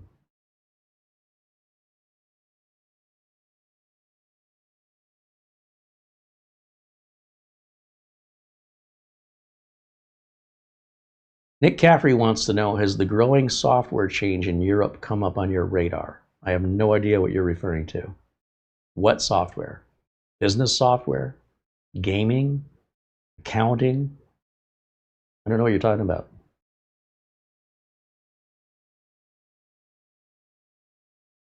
David Graham said, I noticed Amazon's trying to upsell stuff not needed. Like a Shenyang Oculink and cable that AOOSTAR does have the Oculink built in, right? The Amazon interface isn't that intelligent. So if you're buying a flashlight, it might say you could also buy batteries, because most flashlights need batteries. It may not consider that that flashlight is rechargeable. It's not that good yet. It's getting better. So if it sees the word Oculink, right, on the mini PC listing, then their automation says, oh, well, you're going to need a cable and a dock. That's just a very basic recommendation that if you're going to buy this, you might also want to buy this and this. But it's not very specific in most cases, where it doesn't always work. But any website wants to upsell you. I've never found a website that doesn't, whether they want to sell extended warranties or they want to, you know, one last minute deal, by the way, if you're buying this, we'll give you 20%. Everybody does that, and I don't think that's unusual. It doesn't even, I don't bat an eye when I see it. I've never found a website, at least recently, that doesn't try and upsell you.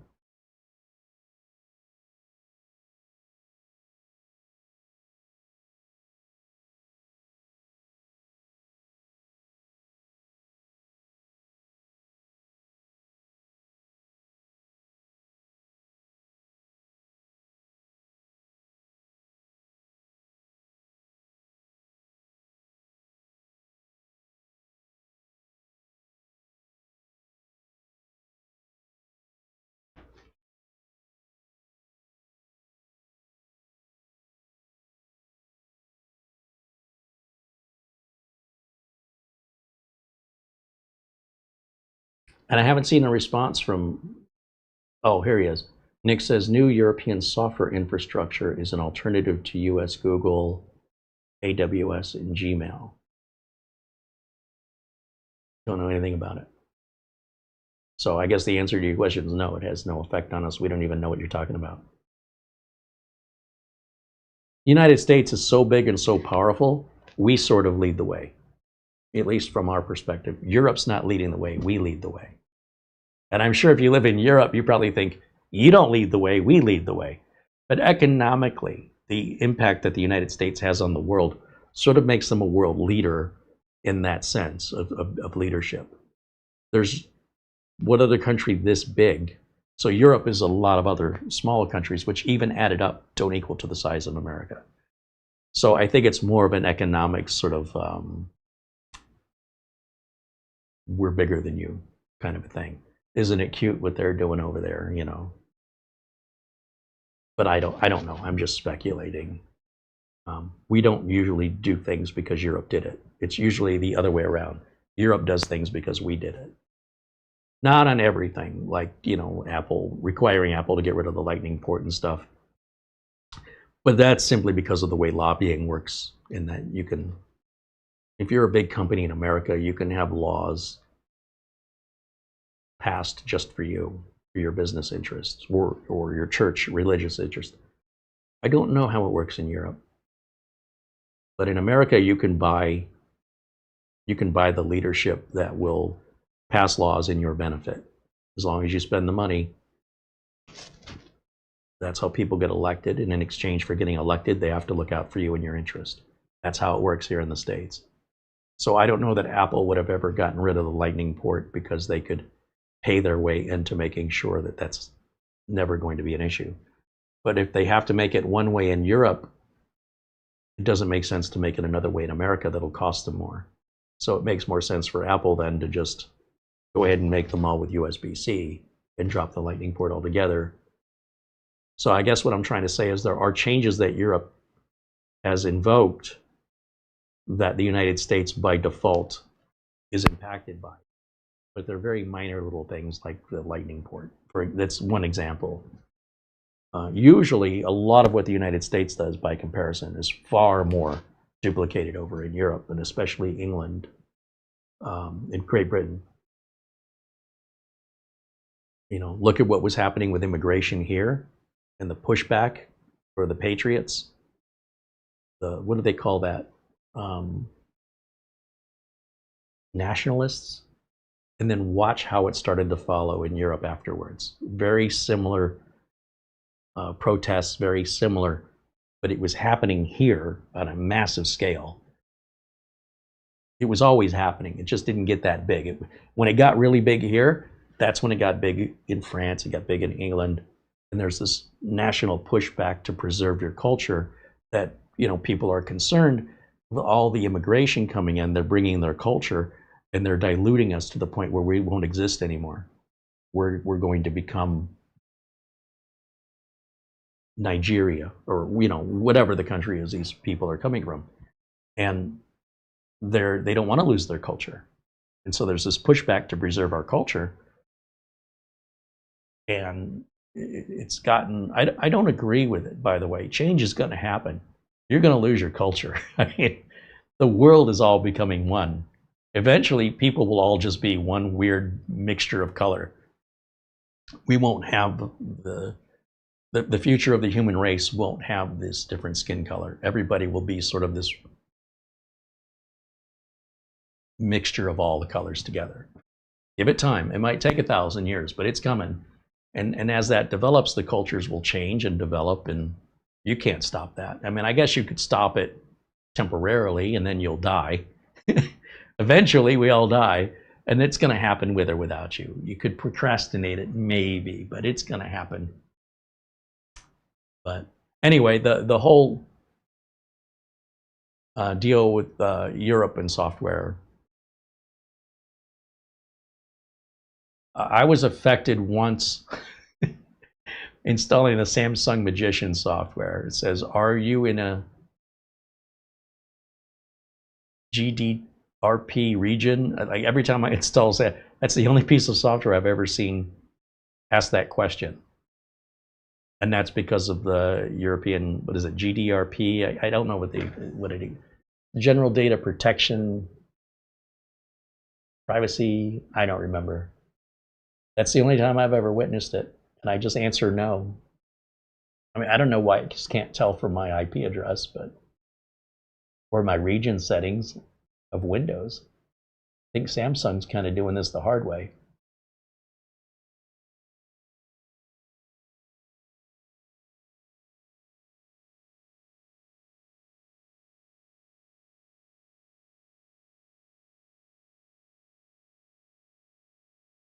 Bruce, It's Your PC said Windows 11 Home does use BitLocker. In fact, it stuffs it on the computer automatically. So you're conflating encryption with BitLocker. They're two different things. See, what's great about the internet today is you don't have to worry about what you read on Reddit or what you read at some website or what you saw some content creator on YouTube say, and then turn around and repeat wrong information that you either misunderstood, don't understand it, and you think you understand it, but you've got it wrong. And the way that you can fact check yourself before having somebody need to correct you, and then you might feel defensive about being corrected. And people take it personally, and it's like, no, you're just spouting misinformation. Whether or not it was relayed to you incorrectly or you miscomprehended it, I don't know. But all you have to do, and let's do this. Let's open up a new tab. All right, I want to show you how you can avoid this kind of embarrassment. Like, to me, it's embarrassing. So if we go over here and we say, let's go to Gemini.google.com, and that's free. It doesn't cost you anything. And it says, okay, what do you want to say? Now he says the mic is yours. We can talk to it, but I'm going to type it so you guys can see. Does Windows 11 Home include BitLocker? It's very simple. So you can question if what you're seeing online is real or if you've understood it correctly. So BitLocker has, well, I'll just read what it says. It depends entirely on your edition of Windows 11. Microsoft splits the feature into two tiers. The BitLocker full drive encryption suite and streamlined version is called device encryption. So Windows 11 Pro, Enterprise, and Education include an unrestricted version of BitLocker, all right? But Windows 11 Home, it does not have a BitLocker management interface.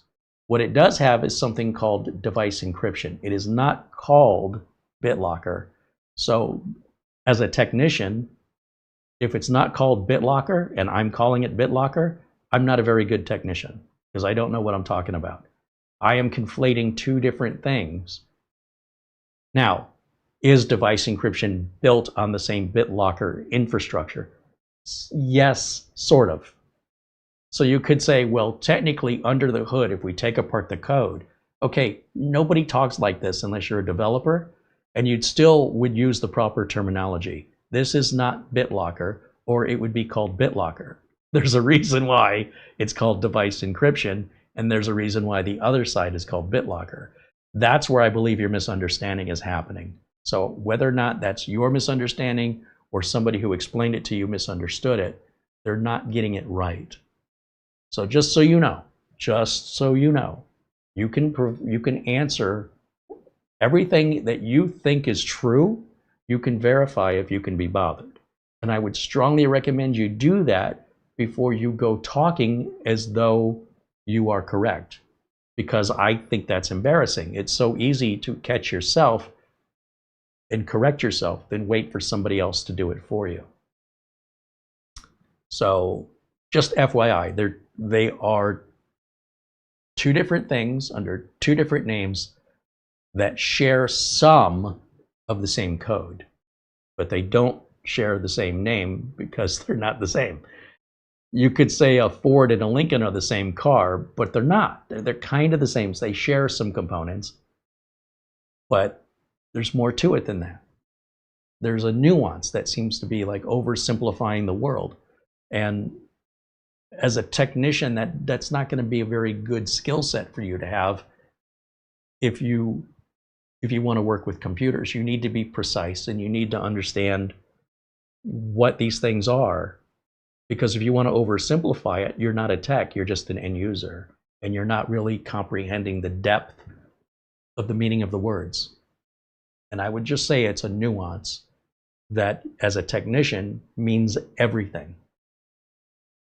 It's sort of like not putting a comma in the right place of a sentence completely changes the sentence. The comma is there for a reason, and the comma can completely change the meaning of a sentence. Look here, just to give you another example. Can you give me an example of when a comma changes the meaning of the same sentence?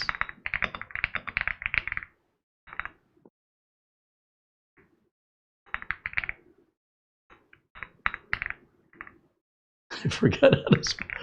Oh, I definitely didn't spell that. Here, I'll just right click on it. My mind just blanked out. There it is. Let's see what it says. Let's eat, Grandma, versus let's eat, Grandma. You see what I'm saying? I find inspiration in cooking, my family, and my dog. Versus I find inspiration in cooking my family and my dog. That's called nuance. The tech support workers who knew the system inside and out refused to use the new software. Meaning all of the tech support workers knew the system inside and out, and all of them refused to use it. The info between the commas is just a descriptive bonus. Versus the tech support workers who knew the system inside and out refused to use the new software, meaning only the specific group of workers who knew the system well refused to use it. The others who didn't know it well might have used it. And I think there's a very drastic difference in what information is being conveyed. If Microsoft said Windows 11 Home contains BitLocker, then you'd be right. Microsoft says it contains device encryption on Windows 11 Home, and that Windows 11 Pro has BitLocker, and that's one of the differences between them. So therefore, just to be clear, Windows 11 Home does not include BitLocker. All right. It's not the same thing. Oh, was that? Hold on a second. Where's my? Was that not coming up on my? I just realized I wasn't sharing the right. I just have Google up here. It wasn't showing you the right screen. This was what I was reading this whole time. So anyway, you could go to gemini.google.com and just talk to it like a person. You can use a microphone and it'll talk back to you, or you can type. Either way, whatever you're most comfortable with. There's no frustrating foreign accents that you need to try and figure out. And then, you know, here I gave it examples of where comma makes a difference, and it explains all of that. That's what I was reading. I thought this was being shared, and the problem is I cannot go full screen and read this to you, but also see what OBS is doing. I have to minimize one to see the other one. So I apologize for that. I was trying to explain and demonstrate, and I got to explain it, but you didn't get to see the demonstration of how I got there. All right, let me close that out. I don't know why I opened that differently than I normally open tabs, but it completely screwed up my OBS settings when I did that. So let me set it back to the way it was, or it's going to happen again. I think, let me see. Now if I click it, will it show me the Google page I was at? It does. Okay, good. Phew. All right, let's go back to live chat. David Graham said he made an easy 20 bucks setting up his customer's new phone. Hey, that's great.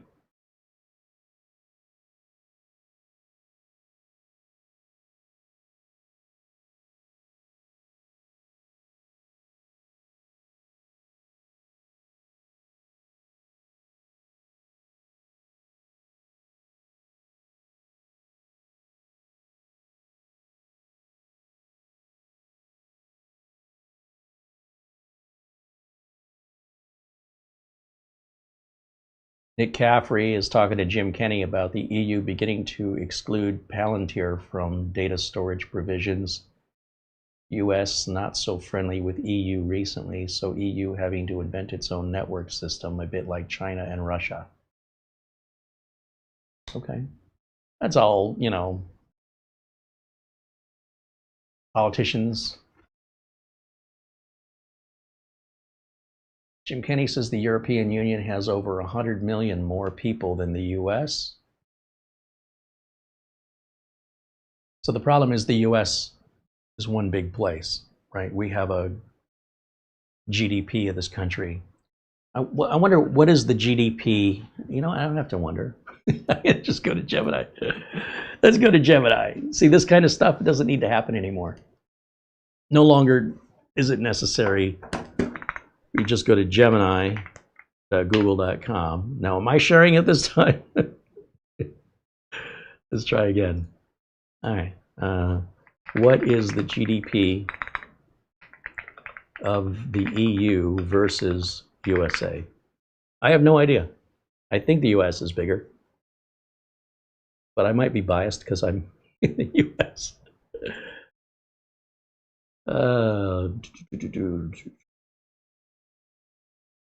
I'd say it's not even close. It's not just a question of how many people you've got, but these numbers are pretty close. Purchasing power, almost the same. What is the population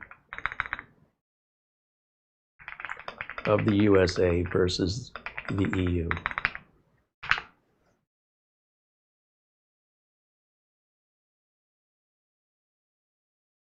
So the information provided in the chat was correct. It's almost exactly 100 million people. However, the United States continues to see steady gradual population delivered primarily or driven primarily by net immigration, whereas the European Union has hit its demographic peak and is slowly projected to, or is beginning a slow projected decline. So that's only true of right now, that there's 100 million more. It's going to change in the United States if nothing changes, if everything stays the same. Many major European countries like Germany and Italy are experiencing rapidly aging populations and lower birth rates, meaning their natural populations are shrinking. Because the European Union generates its economic output across 450 million people, compared to the US's 349, it explains why the US has a much higher GDP per capita, despite both countries being massive global heavyweights. Yeah, they're pretty equal in many ways. The European Union combining all of these countries to just equal very, very, very close to one country, the United States. What's the size difference, I wonder? What is the size of the USA versus the EU? Like, not population, I mean like land mass. The United States is nearly twice the size of the European Union, physically.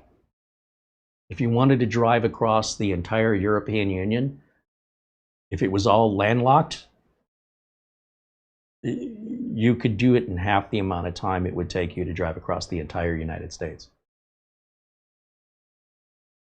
The entire 27 nation European Union bloc would easily fit inside the US with plenty of room to spare. In fact, the EU's total area is only slightly larger than the combined size of Alaska, Texas, and California, meaning that's only 3 out of 50 states, right? Despite the EU, because the EU has roughly 100 million more people than the US, packed into less than half the physical space, it's significantly more densely populated. The EU averages around 275 people per square mile, whereas the US average is closer to 95 people square mile. But, you know, if you're in London or New York, you know, they're all crowded. You know what I mean? But just overall, though, if you average it out. France is the largest country by area at roughly 248,000 square miles, but that's still smaller than the single state of Texas, which clocks in about 268,000 square miles.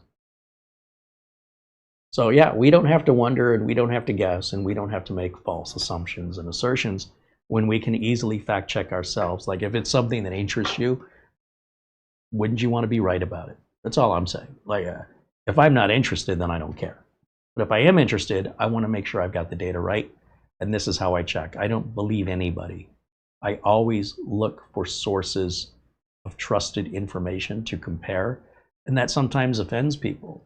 You don't believe me? No, I don't believe myself. Why would I believe you? I even do so to myself. I'm always, it's a scientific method. It's not personal.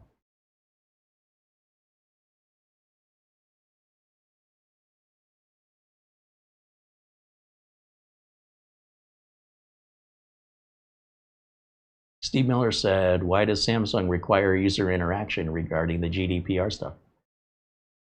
No idea. You'd have to ask Samsung. I asked the same question. Makes no sense.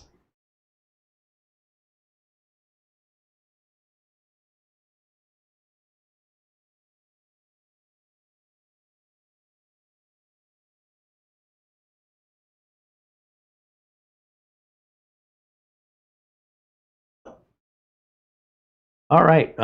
Any other questions? I mean, I prefer technical ones versus political ones. Politics are always going to be politics. Nothing I can do about that. But facts are always going to be facts, right? So I can at least, when it comes to things that are factual, there's no debating. And it's very easy to check facts these days. And then, you know, if there's questions about my personal experience, I'm happy to share that as well. I can't tell you about your personal experience or what your preferences or your values are, but I'm more than happy to share mine when I'm asked. I don't think what my values are really matters to anybody but me, and I don't think your values really matter to anybody but you. But if you're curious, I mean, I'm not keeping anything secret, but just because I like something or I don't like something shouldn't be your decision. You need to decide if you like something, regardless of what other people think. what other people think doesn't matter.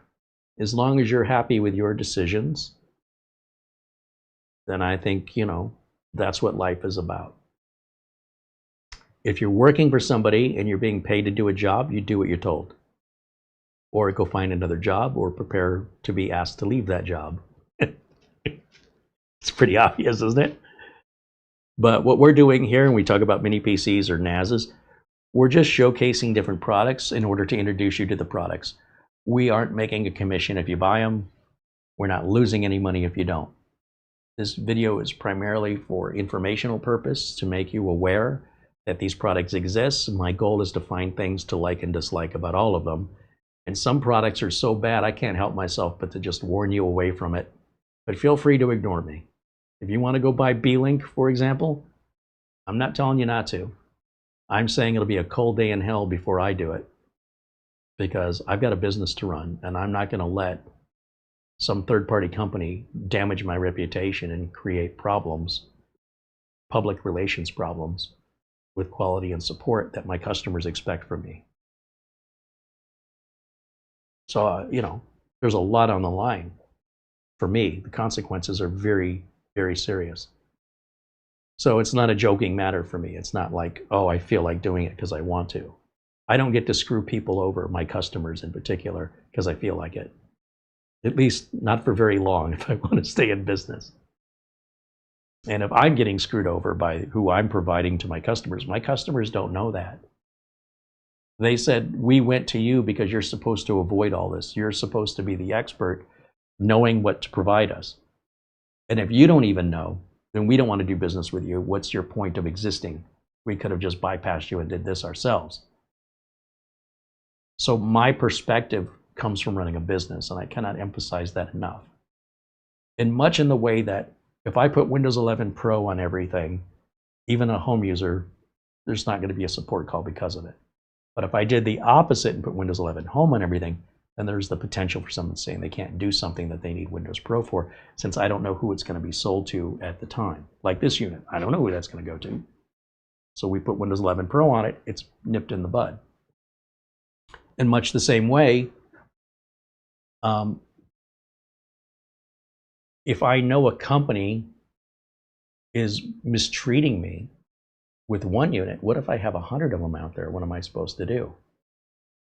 My customer, if they said, hey, we need 25 computers, and I put all B-Links in there, and they start having problems, or maybe there's a bad batch, I will either have to pay for that myself or potentially lose the customer, because as far as I could tell, B-Link will be no help at all. And I might as well just go ahead and close my doors. And would that be B-Link's fault? No, it'd be my fault. That'd be me failing to do my job.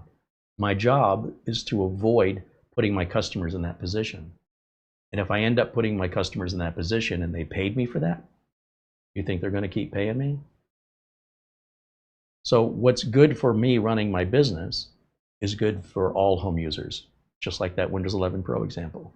If I tell you this is what I'm looking for because of my scale and the damages and how it affects my life, you don't have any of that risk.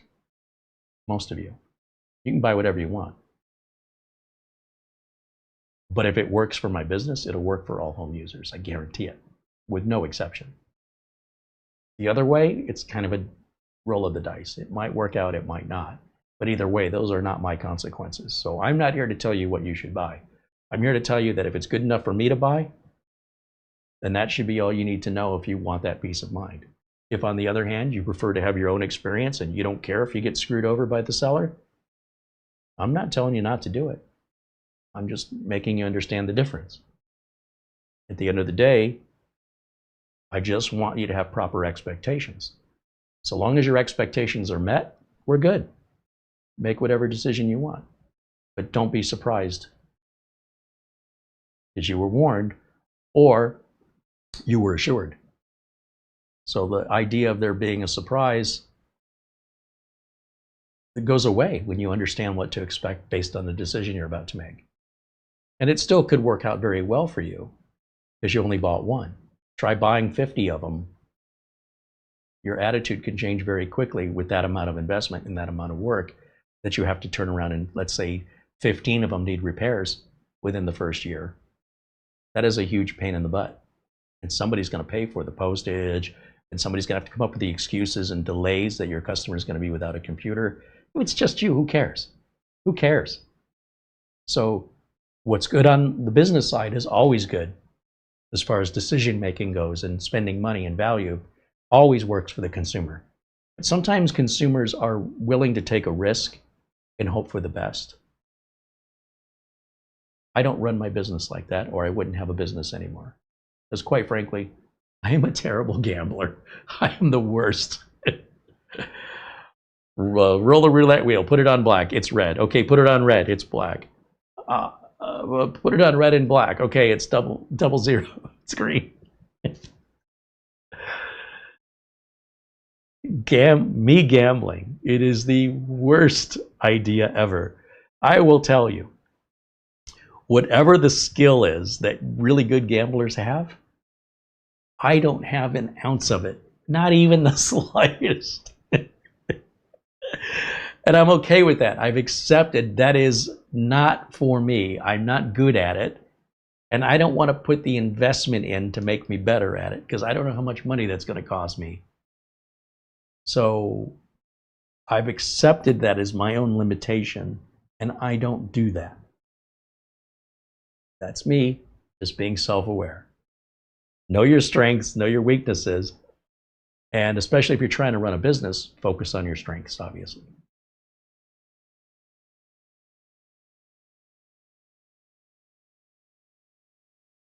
Hey, Mike's Unboxing joining us there from England says hello. I noticed you uploaded like 40 plus videos over a day or two around mid-June. What was that all about? Well, Mike, I'll tell you what happened. None of those videos were uploaded. First of all, they were already uploaded. In other words, they weren't re-uploaded. If you look at the date under the video and see the date of any of these videos you're referring to, they're years old. They're going back years. So here's what happened.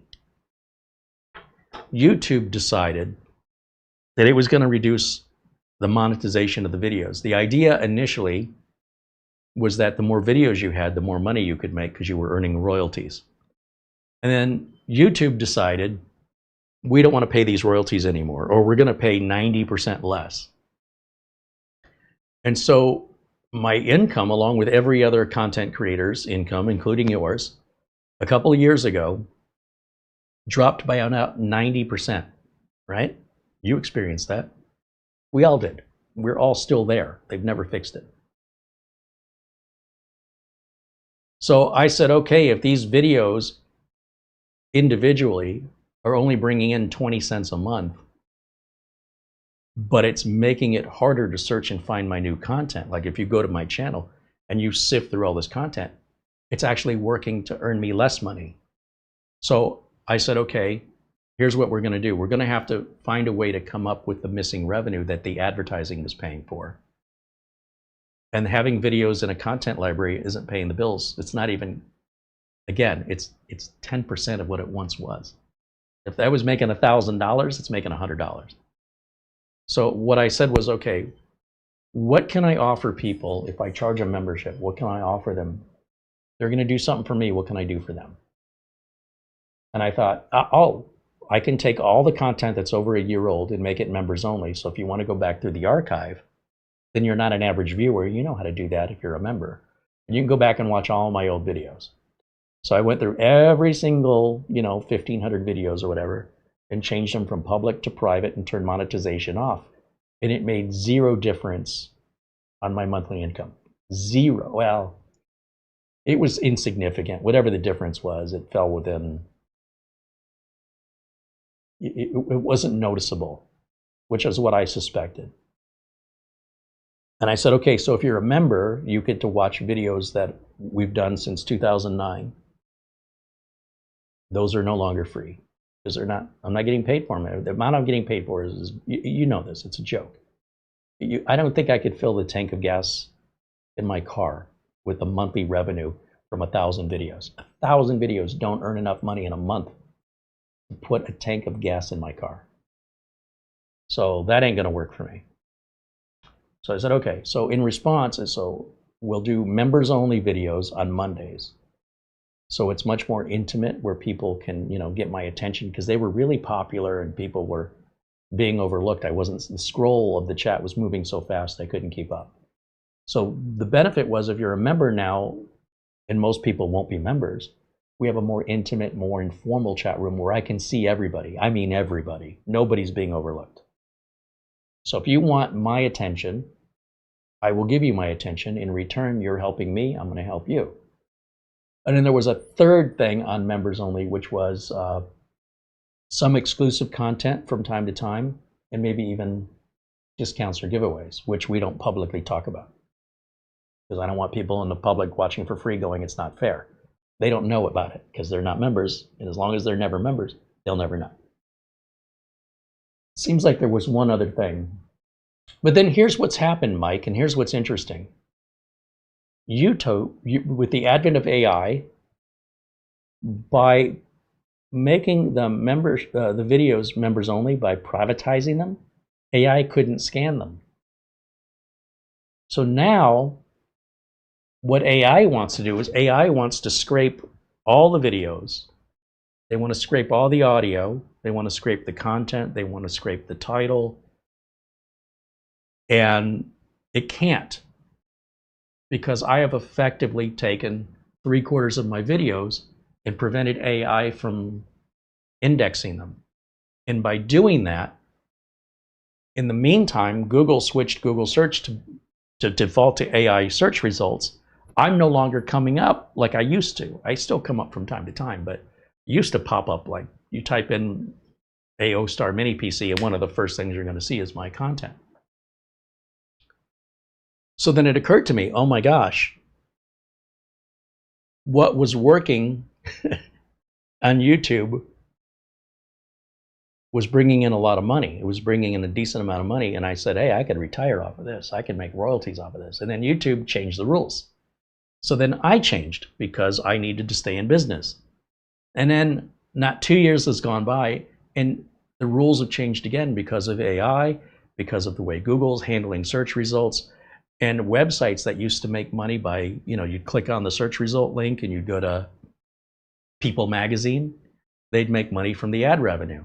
Well, now the People Magazine text appears right on your AI. You never have to go to peoplemagazine.com.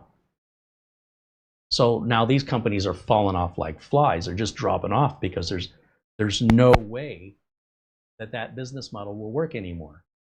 So like People Magazine, I use that as an example because they were on the news and they were talking about how they're working with Google to collaborate with AI and to help it.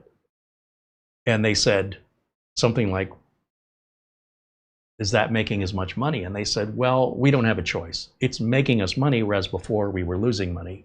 So we have to learn to live with it and adapt to it, whether we like it or not.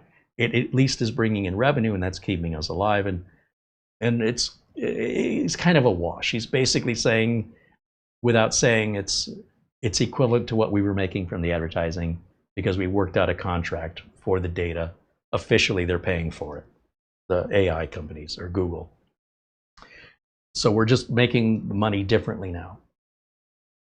So I said, okay, in order for me to start appearing in these AI search results, I need to change the members only videos back to public so AI can scrape them. But I'm not going to sit down for 6 hours and go through every single video all at once. No way. So I'm doing little batches. I might do a dozen, I might do 3 or 4 dozen, and then give it a day or two when I'm in the mood, and then I'll free up a few more. I mean, I've got over 1,000 videos, and they all have to be set by hand, individually, one by one by one. I can't just say apply to all because I don't want the members only videos ever being public.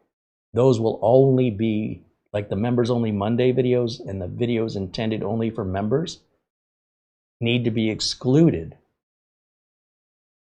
But all of the older archive videos, those universally I can put back as public again, let the AI indexing take effect, and then my search results should go up. And that means the number of people clicking on the videos will go up, and then the income will go up again. It'll never go back to what it was. But when it got to 90% worse, it almost dropped to 0 after Google adopted AI search results. And I couldn't figure out what happened. View numbers went down. Financially, it was almost costing, it is right now, it's still costing me money. This is costing me money. And I haven't figured that out yet, but I think this is a key to it. So if I eventually get through all those over 1,000 videos back to public again, I'm hoping it'll sort of help list the boat. If you picture a boat listing to one side, it's taken on water. And I'm hoping by doing that, it can balance itself back out. Even if I can be at a 0 cost to income where where I'm not making any money, but I'm not losing any money, is that all I have to do? It's not a huge discrepancy, but I don't know. So what I've done is I've taken these videos and I go by popularity. What were the most popular videos I've ever had? Start there and say, change this from members only to public, and then turn monetization back on. Because if it was a private video, if it was members only, you're already paying me, you shouldn't have to watch an ad. So for every video, I had to individually say, from public to private, monetization off. Public to private, monetization off. Public to private, monetization off. One by one, by one, by one, by one. Now I'm having to go from private to public monetization back on, and I have to reapply for the monetization. In other words, in some videos, it just says okay, and in other videos, I have to submit that it doesn't contain all this stuff like it's a new video. And then I guess it alerts subscribers that it says, oh, this video's been posted. But if you look at the date on the video, that was 6 years ago. The date on the video didn't change. So that's why I'm doing it. If you're wondering what the heck is going on, I'm reacting to changes that Google and YouTube are making so I can stay afloat on the platform. I don't have a choice other than shut the channel down.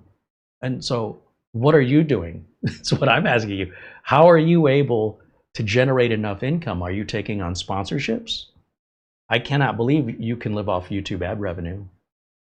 I know you have channel memberships.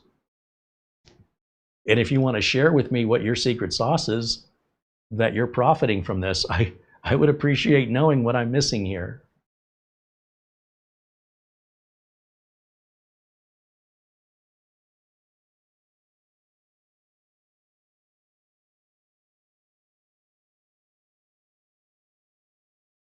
Mike's Unboxing says, AI scraping seems to be increasing our views a little as they're recommended as extra reference.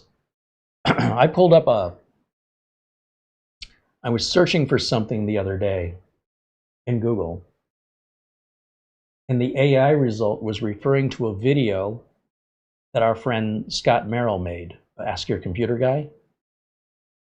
It showed up right within the AI search summary, and then there was the video they were using as the reference. And I know that guy. How come mine aren't doing that? Because I had everything marked privately for members only, and so AI was kicked out. But it's never too late. I'm just joining in a little bit late. It took me a while to realize what was going on.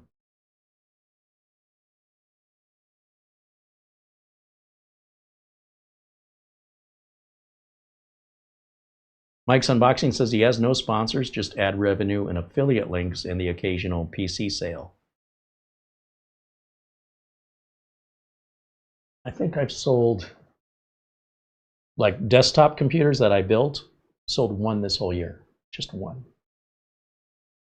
And the only reason that one sold, it was a 10th gen that had never been sold. It's been sitting here for 6 years. And this person said, what would you sell it for? And it had a pretty nice cooler, very nice case. And the RAM and storage were at the time I bought them, at whatever the prices were 6 years ago. So what I ended up selling it for, I think I got $600. And the person was local, so I didn't have to ship it. It was like a 10900K, 32 or 64 gigs of RAM, and a 2 terabyte Samsung Evo 970, Gen 3, obviously, because of its age. It had Wi-Fi on it. It was all brand new. It was just old, sitting there being ignored. So all of my 13th gen and all my Ultra Core series, they're just sitting here. And those all have RAM and storage in them that was cheap at the time. So the value of the RAM and storage is more valuable than the rest of the whole computer. If I was strictly business minded, I'd just take the computers and toss them aside, take the RAM and storage and put them on eBay. I just can't bring myself to do it. I can't bring myself to undo all my hard work and just toss them just for the RAM and storage, because I can sell RAM and storage easy on eBay. It's not expensive to ship it. It's very lightweight and simple. It doesn't require a big box or a whole lot of packing.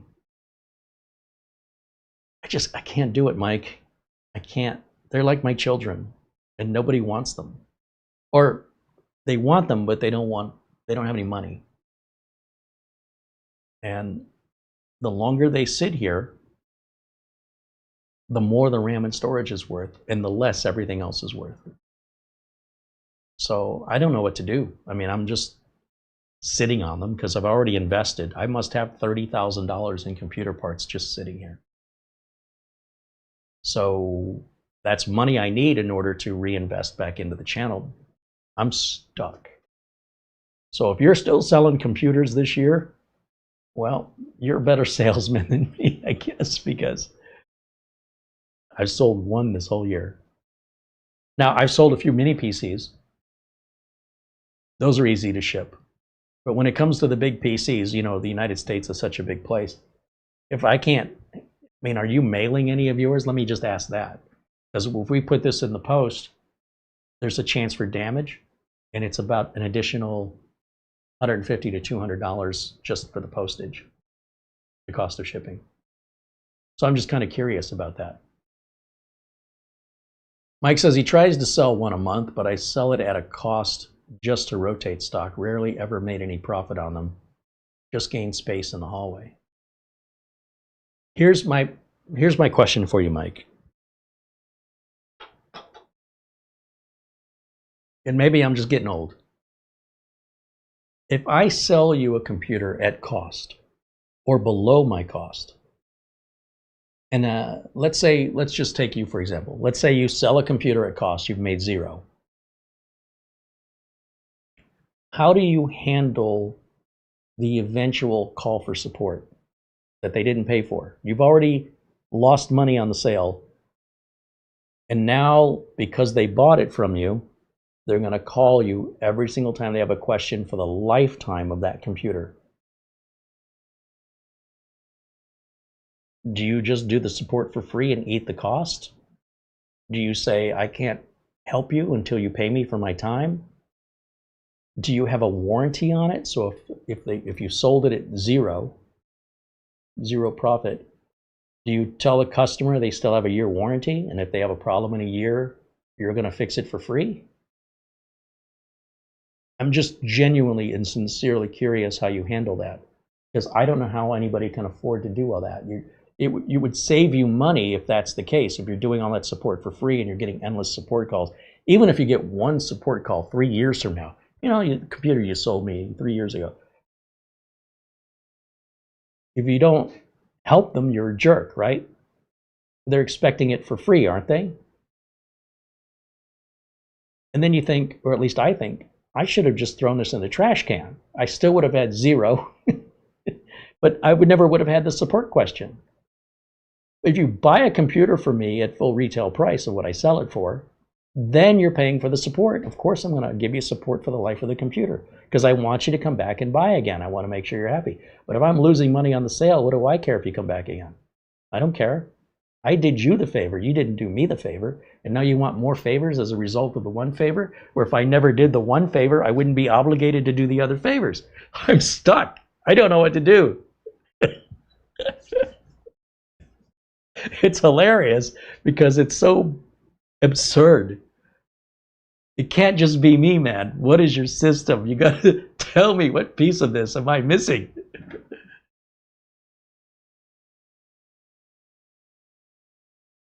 Mike's Unboxing says, I always offer free support and upgrades as long as I can make a video on it. No, what if it's just over the phone? What if it's tutoring? How do I do this? How come I can't get my printer to work? How come it's, you know, I am the same way, by the way. If somebody wants to send a computer in for repair, in most cases, I'll say, look, you pay for the shipping to get it to me. I will pay for the shipping back to you. And I'll do the repair for free if possible. I won't even charge you for it because I want the content.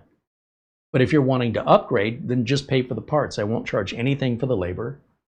And it's actually costing me money to work on their computer because I have to pay for the return shipping. And the amount of money I'm going to make on the video won't even cover the shipping.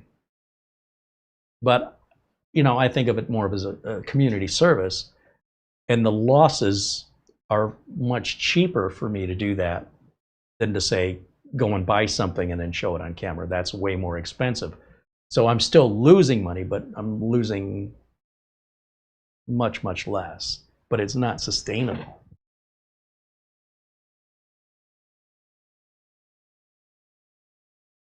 Mike's on, it says, I noticed your channel is in the how-to category. It should be in education for extra red rip. So I experiment with that, Mike. I've changed it from podcast to education, and I haven't noticed any difference, but I'll give it a shot. I mean, again, the YouTube algorithm changes constantly, right? So you could be dead on correct. But again, having to change over what's nearly 2,000 videos individually by hand, it's going to take some time. And without a guarantee that that's going to make any measurable, noticeable difference, I'm a little skeptical. But again, you could be 100% correct because until I test that theory, I don't know. Some of these videos are labeled as education, some are labeled as how-to, and some are labeled as podcast. I vary them around just to see. I've not noticed personally any difference, but something could have changed that I also didn't notice. And now the algorithm is treating that information differently than it was. So I appreciate the tip. Mike continues on, with all the PCs I've sold, I've had maybe 2 support calls over Facebook Messenger. That's still 2 more, right, than you would have had. And if you didn't make any money on that, and you're not able to make content with that, then you're donating your time away from something else you could be doing to help somebody that, I mean, if you've got the time and you don't mind it, but in all fairness, don't people pay you for that? Like, is that fair if I have real world clients that pay me for my time, that these other people that got a cheap computer from me from YouTube or Facebook, they get the same support that my customers that pay me for, but they don't pay for it? I mean, if you were my customer and you found out I was charging you for something I did for somebody else for free, and yet you bought all my computers at retail price and they bought my computer at zero, like if you found this out, how would you react to it? How would you feel? See, I believe in transparency. I'm not trying to hide anything. That way I don't have to worry about somebody finding out. But it also means if I show any favoritism to somebody, when really the favoritism should be from the person writing the checks. They're the ones who should be getting me bending over backwards for, because they continually pay me. The one person who bought one thing from me and then a year later wants to have support questions, who's paying me nothing more, if that customer finds out I'm doing this for free for the other customer, why would they ever pay me again?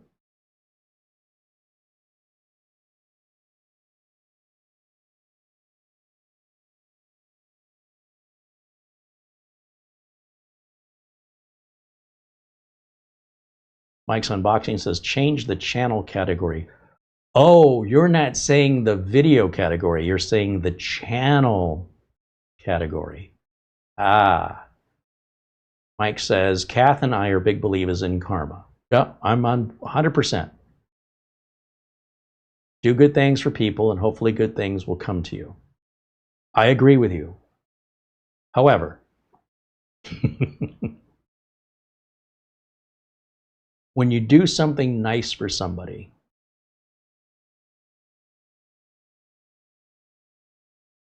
as everybody should be nice to each other, then I think very highly of you as an individual.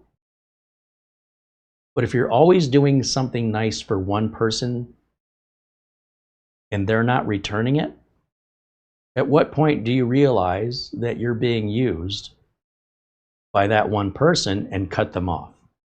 You say, I've already helped you. That's your help. Now you need to do something back for me. It doesn't have to be equal. Okay? It's not about equality. It's just about, I've done something for you. All right? Just out of the graciousness of my kindness and my heart for good karma. But then they come back and they want more, and they want more, and they want more. At what point is it your responsibility to say, this isn't on karma anymore, this is me being used, and only I can stop it. Karma's not going to stop that. What do you do? Like, where's your cutoff point? How many times does somebody have to bleed you before you say, that's enough blood, I'm not giving you any more? That's all you're getting. I've done my part. You need to stand on your own 2 feet. I've helped get you on your feet. Okay? You're not my child. You're not my mom or my dad. You are not my responsibility. I tried to help you, but at some point, some people absolutely refuse. And now that you've set this precedent that you're going to do it for free, they expect it from free from now on. So I'm just curious, have you personally noticed some people doing that to you? And when you do, what do? Because that ain't karma anymore. That's you. Right? You see what I'm getting at?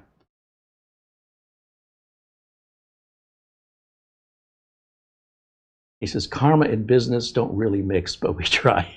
You know, look, I've said before, there are customers and there are good customers. So if I lose a customer, I don't care. Honestly, I don't care. If I lose a good customer, that's devastating. The difference is, a good customer would be, Carey, we have an office here and we've got multiple computers and we have printing problems and we need new machines and we have networking issues and we need a NAS and we need a backup solution, and it never ends. It's just one thing after the other. I send them a bill, they pay me. I want to keep that customer forever. I love that customer. And if the customer is nice to you, I have a customer, when I go to his office and he's there, he goes out of his way to stop and say, I just want to thank you for all the hard work you do for us. You're paying me. I'm not doing it for free. Really? And I what do you say? I said, well, I wish every customer was like you. Do you know any other people like you that could use my service? Because it's a pleasure to work for you. But then I have other customers. They want everything for free, and then they expect free support. Those are not good customers. And if they say, if you don't give me what I want, they give you an ultimatum. Good customers don't give you ultimatums. They would never put you in that position. But the customers who get so demanding that I finally put my foot down, that's when the ultimatum comes. And the ultimatum is, I'll never watch your videos again. Good. Okay. Do I pay you for that? Because I'd be willing to. It'll save me money in the long run. I'm leaving. Do you want me to open the door for you? Anything I can do to help get you out? I'm never coming back. Wonderful. That's not me kicking you out. That's your decision, and I think it's a good one. I will not argue with you. What can I do to help you out? Literally, out. Those customers, I don't need them. The good customers are the ones I need.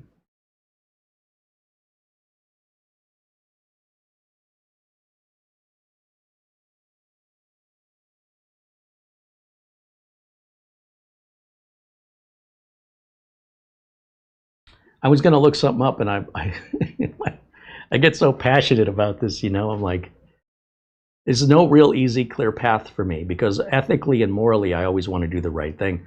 But there are so many people in society that take advantage of me, and I'm getting very, very calloused, where it's like, the amount of care that I was giving when it's going like so dismissively, like it's entitlement, then I care less. And the result is that it's becoming, the business is becoming in a way where I have to run the business now in a way that I never wanted to. Because if I don't, I won't have a business anymore. And it's never what I wanted to do. I always wanted to help people regardless of what's in it for me. But if I can't pay the bills, then I can't help myself. I sure as hell can't help anybody else.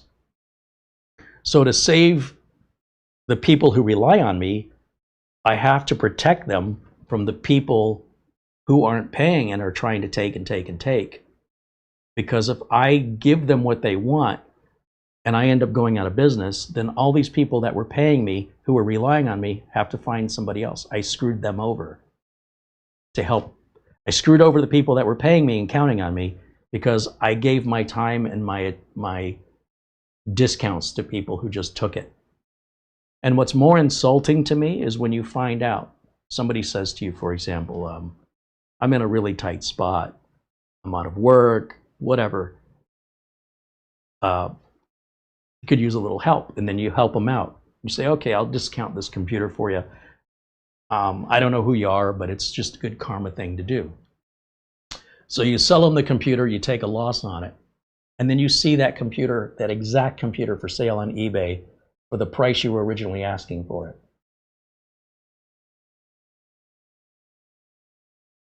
That person you discounted it for just flipped it and is now selling it for the same or more money than you were asking. How would you feel about that?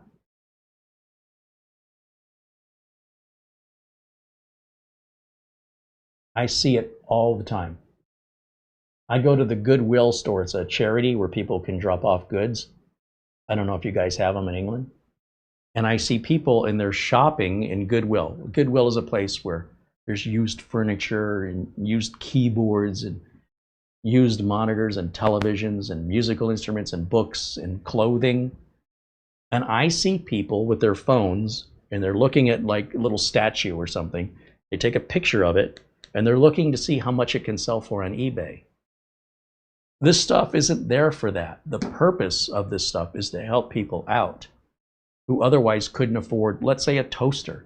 You can go buy a used toaster for $3 at Goodwill. You can't afford a new toaster at Best Buy for $30. And some jackhole says, oh, that toaster, I could get 20 bucks for that on eBay. And they buy it, taking out of the hands of the person who can't afford it otherwise, so that they can sell it for a $10 profit. God, that gets under my skin. You have no idea. No idea how much that gets under my skin. So I've had offers on items on eBay where people want to offer me, a significant discount. So if I'm saying I want $600 for this computer, someone will say, I'll give you $450 for it. Like a pawn shop, like I'm desperate and I need the money.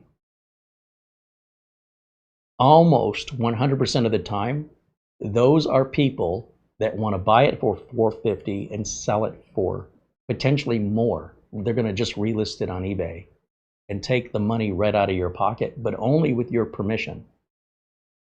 Okay, so part of karma is your responsibility. That's all I'm trying to get at. I'm a big, big believer in karma, and I don't just mean instant karma. Sometimes karma takes a while, but it usually includes interest when it does finally arrive, for better or for worse. In my personal life experience, I find this to be 100% indisputable fact. But you're never going to win the lottery with positive thoughts. You still have to buy the lottery ticket. That's all I'm trying to say. You still have responsibility. And if you're being irresponsible with your decisions and you're allowing somebody to keep taking, yeah, that may not be a karma issue. So that's where I'm drawing the line on karma, is with common sense. But I'm 100% behind you on karma under those conditions. Absolutely. Couldn't be more like. Mike says, I spend around 2 hours a day just helping people in the YouTube comment section and even random emails that probably only watched one video. Financially, it makes no sense, but it's something we do. I mean, if you can afford to do it, I think it's great. But when I am spending my own money to keep this YouTube channel up and running, I mean, I'm very fortunate that Mara has taken all of that, all of the email stuff. She's handling all that. She does it better than I do, and she enjoys it. Because I was already getting overwhelmed. The more popular the channel got, the more demands people were putting on me. And then when they didn't get their demand met, they got angry at me. And then the trolls, the more popular I got, the more scrutiny I got, the more demanding people got. But I still had the same amount of time in a day, and people didn't understand. Now things have slowed down. And I've got somebody to handle that side of it now that I didn't have before. So I have more time. And a lot of times these days, when a question comes in from email, all I have to do, if I really want to, is copy and paste that email right into Gemini, copy and paste the response from Gemini, and kick it right back in the response. I don't mind that. It takes 2 seconds. I don't have to write it all up. It's oftentimes a question that Gemini answers automatically, and I'll just run Gemini for them. But at some point, I'm going to get tired of it and say, look, you don't need to come to me for these questions. Start here first. Then if you don't get the answer, come to me. But so far, it hasn't been that many. Like, everything has slowed down. The views have gone down. And so the number of people writing in has gone down. The number of people leaving comments has gone down. So, and again, I've got Mara to answer all that anyway. So it doesn't affect me. But there are occasions where, yeah, it's just a copy and paste into Gemini and then copy and paste the response right back out. And the viewers say thank you. Like, they think I wrote all that. Okay. Everybody's happy.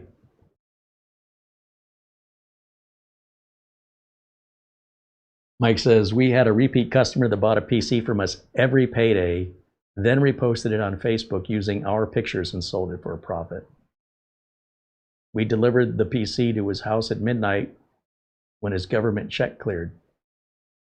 Well, let me be clear on this. In case I wasn't clear.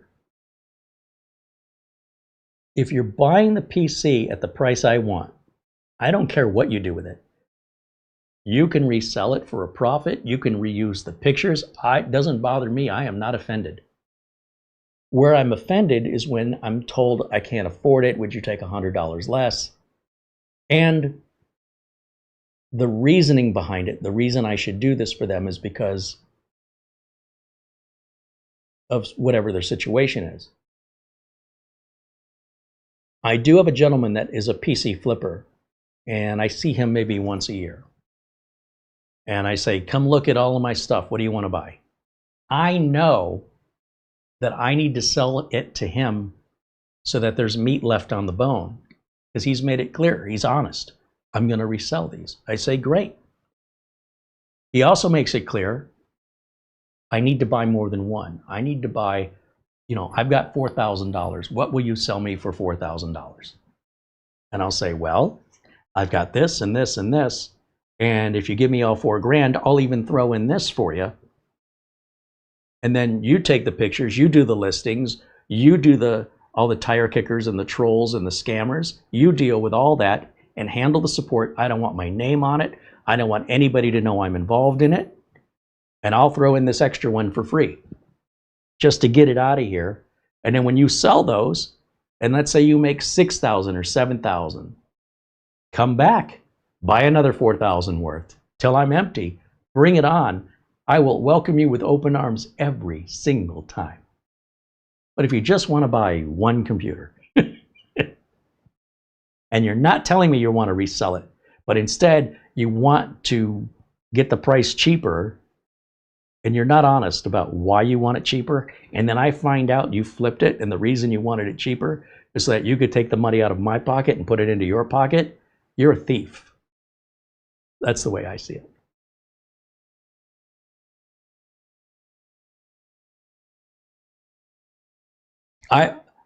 That guy that's a PC flipper, I love that guy. Are you kidding me? He wants to call me or message me. I'm returning that call immediately. What can I do for you today? Get it out of here. When I sell it to you, I never want to see it again because you're flipping it.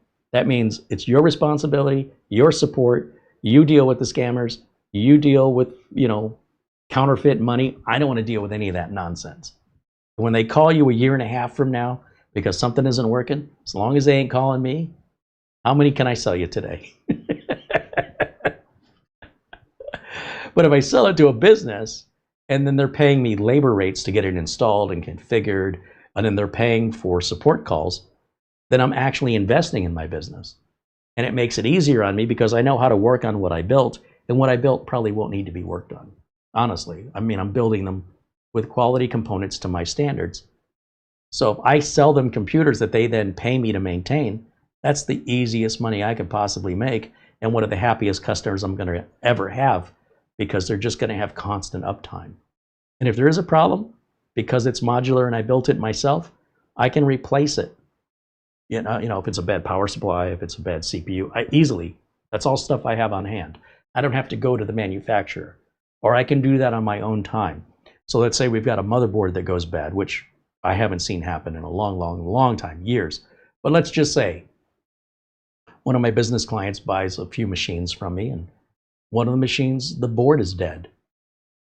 I'm going to replace that board at my cost.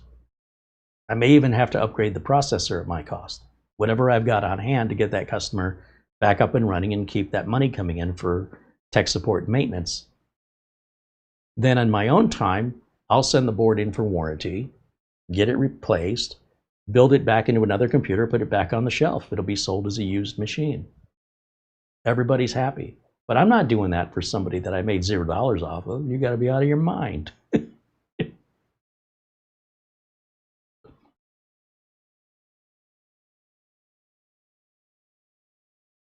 Dustin Fuller says, great stream as always. Thank you, Dustin. We need to bring Mike on as a guest. I think he's afraid of me. I swear I'm nice. I promise you. I'm a nice guy. Sometimes I get frustrated, and that frustration gets to me, and it's just me being emotional, right?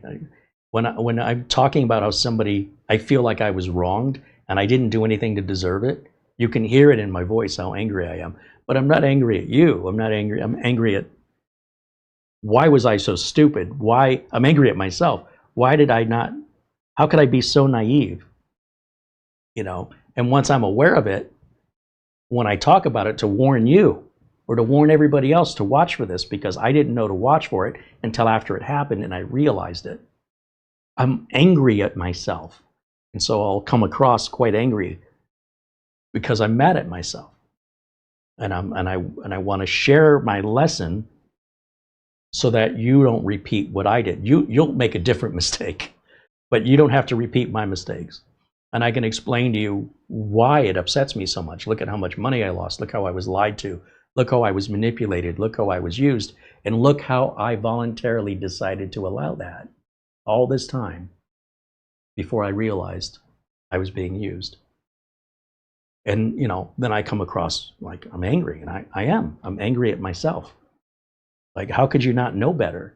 I just believe in the kindness of people until they give me a reason to think otherwise. Everybody starts with the same benefit of the doubt, the same way I would want to be treated.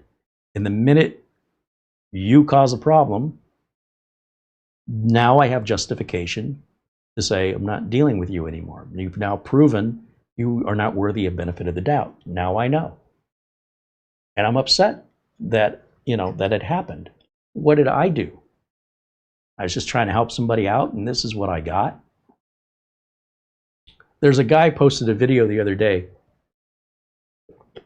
He goes, I was at the drive-through of the fast food restaurant, and I was in a pretty good mood, and I looked in my rearview mirror. There was a lady in the car behind me. So I told, when it was my turn up at the window, I said, I'd like to pay for the car behind me. Can I do that? And he said, sure. And I paid for whatever it was she ordered. And then I drove off. And I noticed a car was following me. So I pulled off, went into a parking lot or whatever, rolled my window down, and this lady that was in the drive-thru says, "Who do you think you are? I don't need you to buy a meal for me. I can pay for my own meal. What the hell is wrong with you? How dare you?" And he's like, "Hey, I was just doing something nice." "What, you don't think I can pay for my own meal? You think I need a big man to come around and buy?" And he's like, "I will never do anything nice for anybody ever again." What is happening in the world, man? What is going on?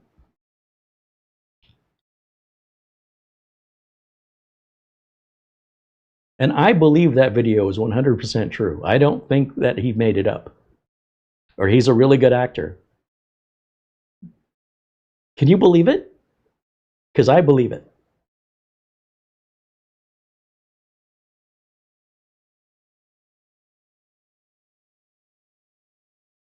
So my preference when I sell computers is to sell them locally and to sell them where there's some profit in it. And of course, when people have a problem, part of that profit is going to paying for any support. But when people are getting a discount, or if I'm selling it at a loss, and yet they still expect support, then they get upset when they don't get it. It's like, look, I already gave you a discount. I already lost money. If you wanted the support, I got to charge for it. Well, if I had money to pay for support, I wouldn't have needed a discount on the computer. Okay, I get where you're coming from, but that wasn't part of our deal. You just implied that. I never said that was part of the deal. So, like, I have to condition certain things now. You realize if I sell this to you, I'm losing money. Yeah, sure you are. No, I really am. And if I'm going to lose money on that, I can't afford to support it. So, unless you have a problem in the next 30 days, I'm not going to help. I will help you for a fee. But even so much as a phone call, I'm going to have to bill you for it. And that'll shut down the sale almost 100% of the time. Because then they think, well, there's something suspicious about it if you're not willing to support it. That must not be a good computer. Hey man, I don't know what you're going to do to it. You may not be a good user. I'm not going to be your babysitter for free. If you want me to babysit, just pay me. That's all. So whether you pay me on the top end when you bought the machine, buy it up front, or you're going to pay me later. But they don't want to do either one. They want the discount and they want the support. Well, okay, I want $1 million.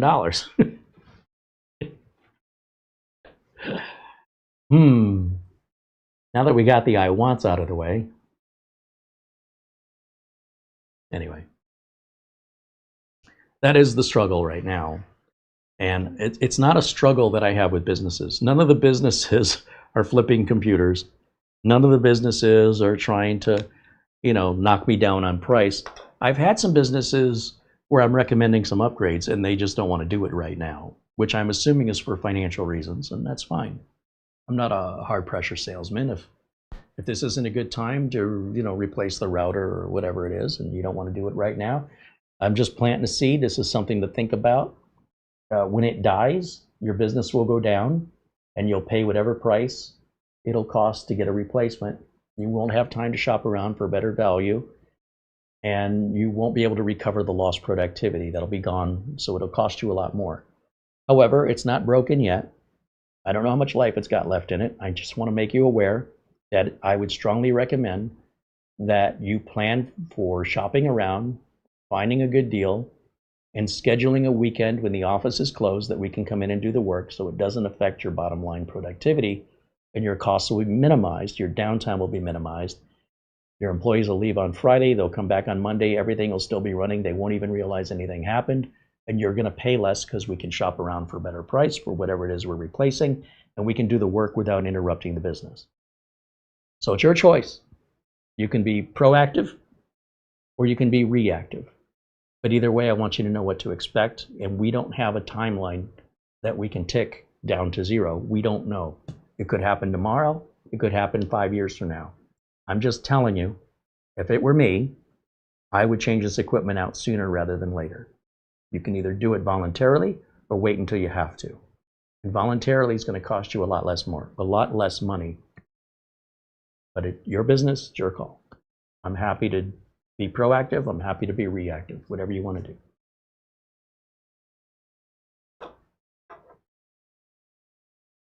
Mike's Unboxing says, we generally say the PC is like new, but has no warranty, but we will help out should anything go wrong with it. But that's the price they pay for a cost price PC, or at cost. Yeah. Yeah, but the problem is if you say we'll help out should anything go wrong, there's got to be limits on that, right? Like if it's something simple, of course, I'm not going to be petty. The guy that's the PC flipper, let me give you a real story. One of his first transactions that we did, he bought like 3 computers from me. And he called me about a week later and he said, hey, that one computer you sold me has got a bad motherboard. I know it doesn't.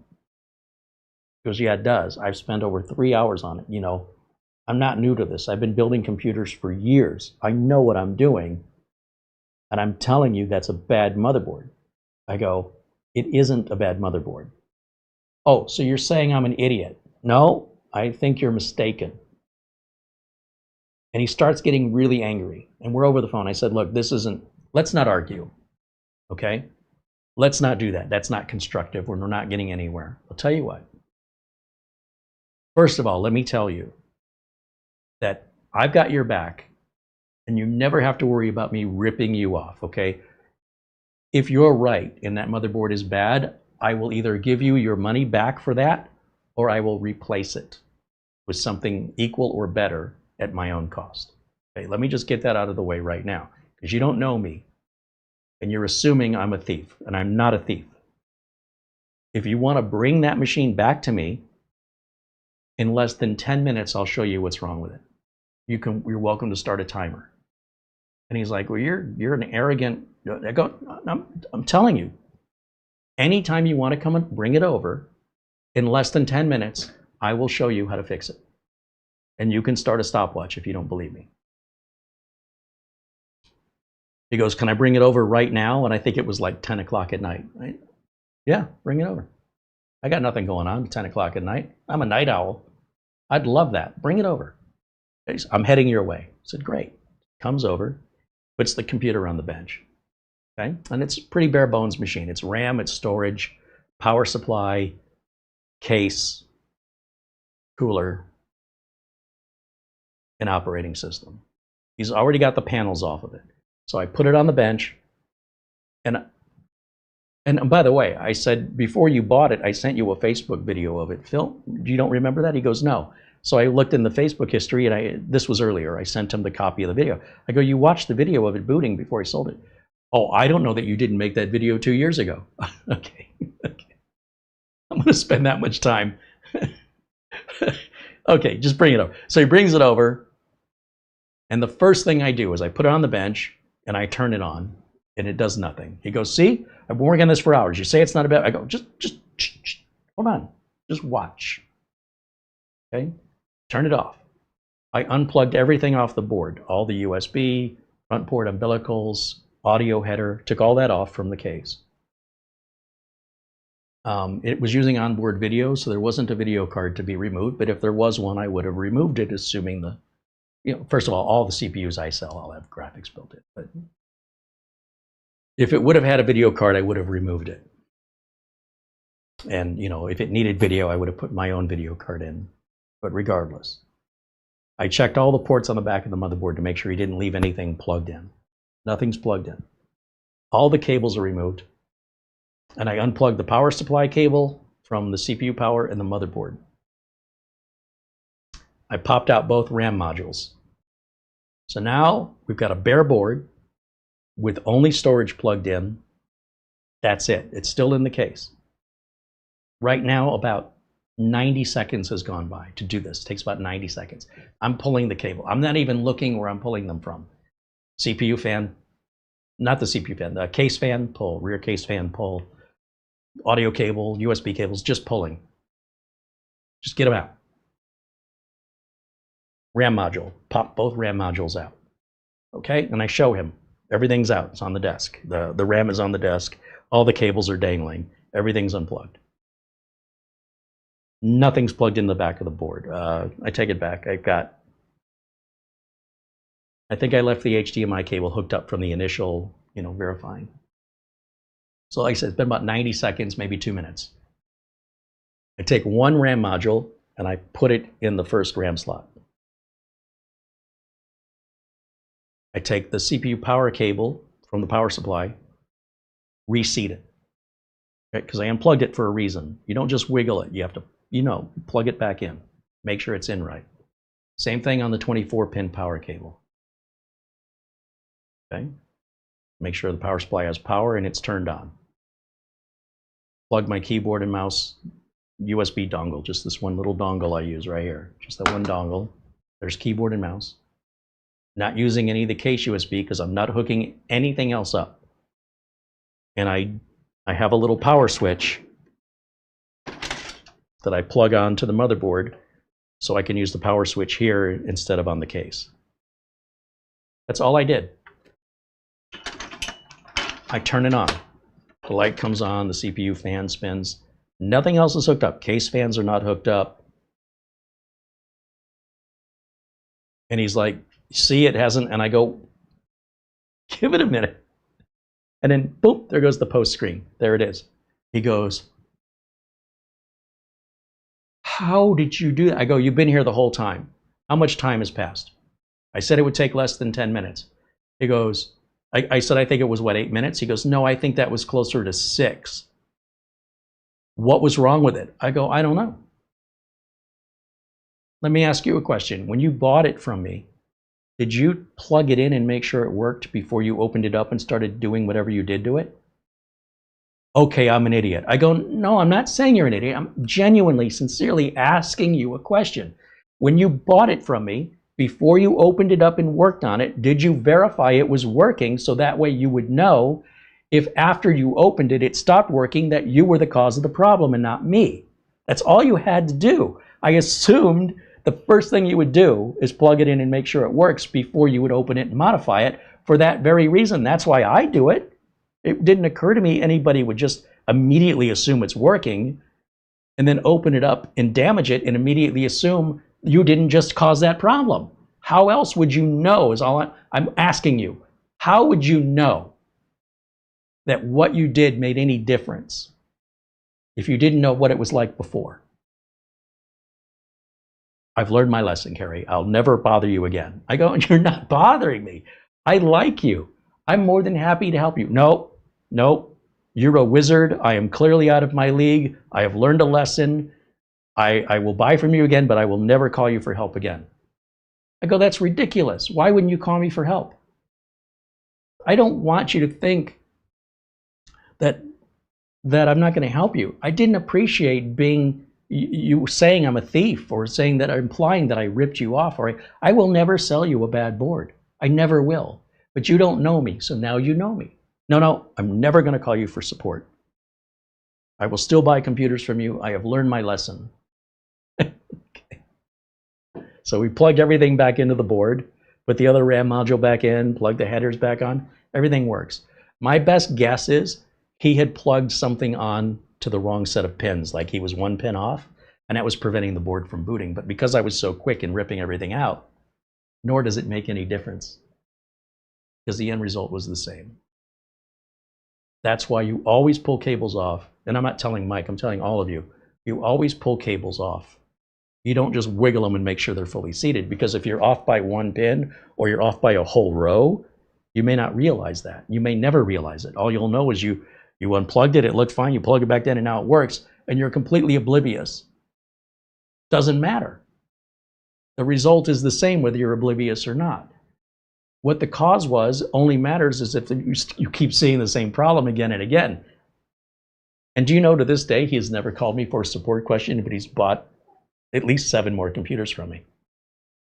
And that really bothers me. I'm like, man, just don't accuse me of being a thief is all I'm saying. Call me for support all you want. I've got your back. Nope, never going to call you for support again.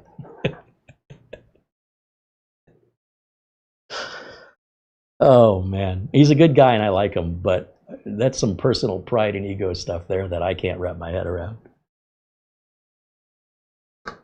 That's a true story. He says, we always insist the customer visits us and sees the PC working. Well, I did too. He came over, and I had sent them the videos on Facebook Messenger. I just filmed the screen with my phone an hour before he came over. And he has no recollection of it, like it never happened. So why would I need to put it on the bench where it just was, where I filmed it an hour before he bought it? And why would he not turn it on and make sure it works when he gets it home before he opens it up and starts modifying it? And then blames me for what he damaged. Like it never worked. It did work until you opened it and changed it. Okay, what did I do? I don't know what you did. I can just show you that when I undid everything and put it back the way I sold it to you, it works fine. That's all I can tell you. You'd have to tell me. It's just like, it's absurd. It's the greatest sense of absurdity for somebody's ego, and they're so defensive that they're being attacked, that they're being ripped off. I had to talk them off a ledge. I'm not ripping you off, man. I'm the most trustworthy guy you'll ever deal with. You just don't know me. So let's start with benefit of the doubt, and if I screw you over, then have your attitude. But you're doing it the other way around, and it bothers me. Like, it wasn't my fault you did this. I didn't tell you to do that. You did it. You didn't even tell me you were going to do it. And then you have consequences that have nothing to do with me, but it's my fault. That's messed up. Don't do that. Is that such an absurd request?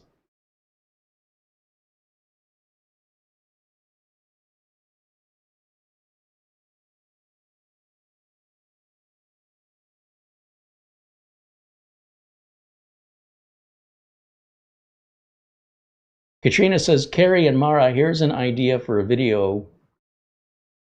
List and displaying some of computers you would like to clear out with suggest offer price for selling it. Well, Katrina, here's the problem. What you're asking me to do is probably 6 to 8 hours of work. And I'm not going to do it. I'm just not going to do it. It's way too much for too little in return.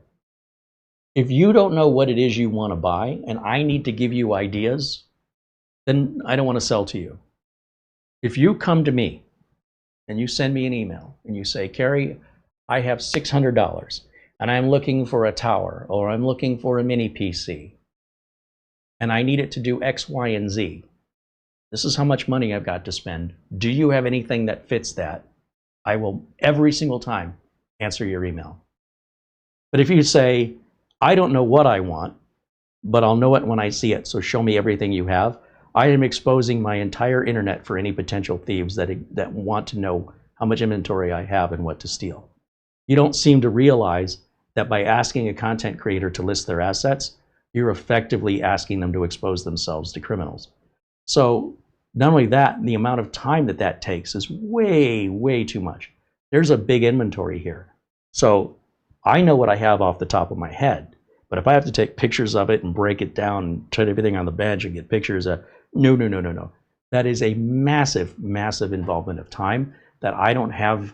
I just don't want to do it. I'm not going to spend my time. I'm not that desperate. I would rather take these to a pawn shop. And here's the problem. The desktop computers are about $200 to ship those. So I don't want to ship them, because as soon as we deal with shipping, there's an opportunity for damage. How I can support you is going to be very limited if you have any problems. And it's not going to be a good customer experience. I'm not in it for the money. I want to make sure that my customer's happy. And if I think there's a chance that you're not going to be happy, I don't want to deal with you. I just shop somewhere else. That's very important to me, that the customer is happy. So if it's a mini PC, you know, we got 30 or 40 of these laying around here. You tell me what you're looking for, what ports it needs to have, what kind of processor, RAM, and storage you're looking for, and what your budget is. And I'll tell you what I've got that matches that, or as close as I can get to it. That I can ship for 40 bucks, FedEx 2-day express. You'll have it in 2 days anywhere in the United States.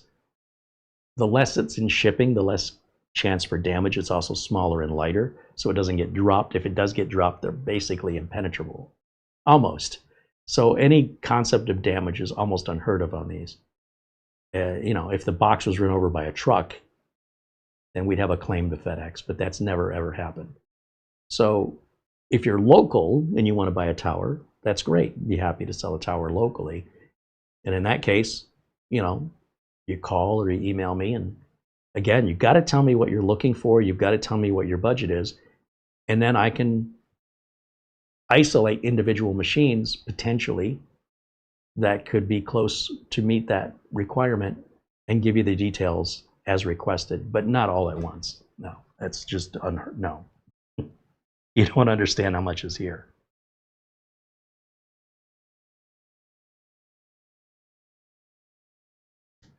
So I appreciate the idea, but the scale of this is way too big for that. If I was just Joe Blow with 3 computers in my house, I understand, but this is much, much bigger than that.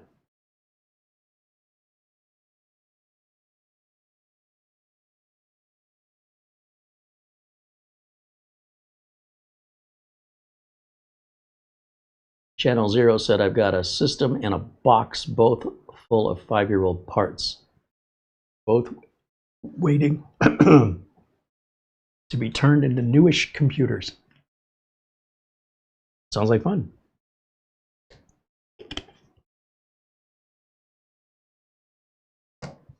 If I had the luxury of just putting together anything I wanted to, whenever I wanted to, that's a different world, right? I usually have to put things together under a certain amount of money, under a certain amount of time, and I have a deadline. And if I miss the deadline, people expect discounts, you know, they expect a new deadline. Okay, you screwed up, Carey. You told me you'd have it Friday. We're expecting it on Friday. I got a new employee starting on Monday. What's my new employee gonna do? What am I gonna do? Give him a pen and paper? We were counting on you. So guess what I'll be doing? I'll be working over the weekend and meeting the customer over the weekend because I screwed up. So we can get that computer in place so Monday morning when the new employee starts, they can start getting them to work. You see the difference between your world and my world? I'm not saying mine's more important, not at all. I'm saying look at how different it is. That's all. I'm looking for the acknowledgement. Oh yeah, Carey, that's a very different scenario. There's a lot of pressure there. There's a lot at stake. I'm just doing this for fun. Well, that's one of the reasons I like Mike's unboxing so much is, you know, he's under very similar pressure that I am, as is Scott Merrill, Ask Your Computer Guy, as is Doug Betts. But when you're watching most of the big tech channels, you're just watching commercials. I mean, you do know that, right? Those are just commercials. Somebody's paying for that. So they'll say, oh, I'm doing a review, but really they're paid. So is that a real review? Or, you know, there's some sales pitch for merch or some sales pitch for, you know, and if you do buy anything they recommend and you have a problem with it, they say, well, that's your problem. Universally, they don't care. Even if you buy their merch and you don't like it, they don't care. There are some exceptions, but the bigger the channel is, the less likely they care. They'll say, let's say they're promoting Windows keys, right? And you buy one and you get screwed over. And you contact the content creator and say, hey, that product key you suggested, I bought it and it doesn't work and they won't answer my emails. Most of those big content creators, and if you don't believe me, just try it. They'll say, that's got nothing to do with me. That's between you and them. I never told you to, I never forced you to buy it. You did that on your own. Yeah, but I did it because you recommended it. My recommendation wasn't a guarantee. I'm just telling you, you know, they paid me to promote these keys. That's where my deal ends. That's between you and them now if there's a problem. And that's if you even get a response. That is the vast majority of tech channels on YouTube. But if you look hard enough, there are real tech people out there that take accountability and responsibility. But I could probably count them on 2 hands. Whether we're talking about, I always want to call him Adam Ant. Adam Ant. He's British. Adamant IT. Or, as I mentioned, Doug Betts, Mike's Unboxing. Cyber CPU Tech is a real working tech. Scott Merrill, Ask Your Computer Guy, is a real working tech. Salem Techsperts is a real working tech.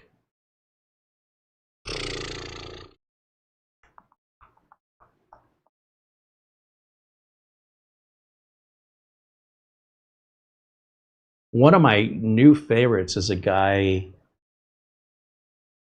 his name is Jeff Tech, Jefftek. He does more kind of gamers nexus exposés on consumer advocacy. And I've tried to get him on for an interview, but not having any luck. But he's kind of an up-and-comer. He's not a tech. He's more a journalist. But he doesn't just repeat stuff he's heard, he verifies it. He does due diligence, which a lot of people don't do anymore.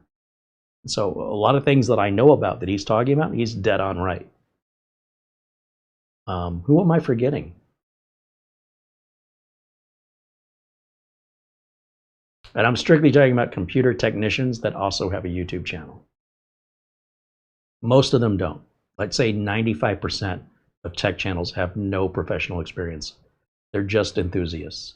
And that's okay. But as a viewer, you should know that. That's all I'm saying. You should know what the foundation of the channel is based on. Is it based on I like this for fun, or is it based on I'm held accountable and do this for a living? Is it based on I call myself a tech, or is it based on I was appointed the position of tech from an employer who granted me that title? Like if I had a wall of trophies and I just went online and bought them all, versus I'm an actual Olympian and these are my bronze medals and trophies I've won in all of the competitions where I was measured and reviewed against and judged. These were awarded to me. I did not just go out and buy them and award them to myself. All I'm saying is there's a difference. I'm not saying one's better than the other. What I'm saying is the information that you're gleaning should be determined upon who the source of the information is and to how you gauge the value of the information. Is it just entertainment? Anybody can be funny. If I get an award for being funny, is that really the same as getting a promotion and being hired and taking on accountability and responsibility and in taking a title that was bestowed upon me by an employer versus me just calling myself a tech? Do you think that's the same? Because I don't.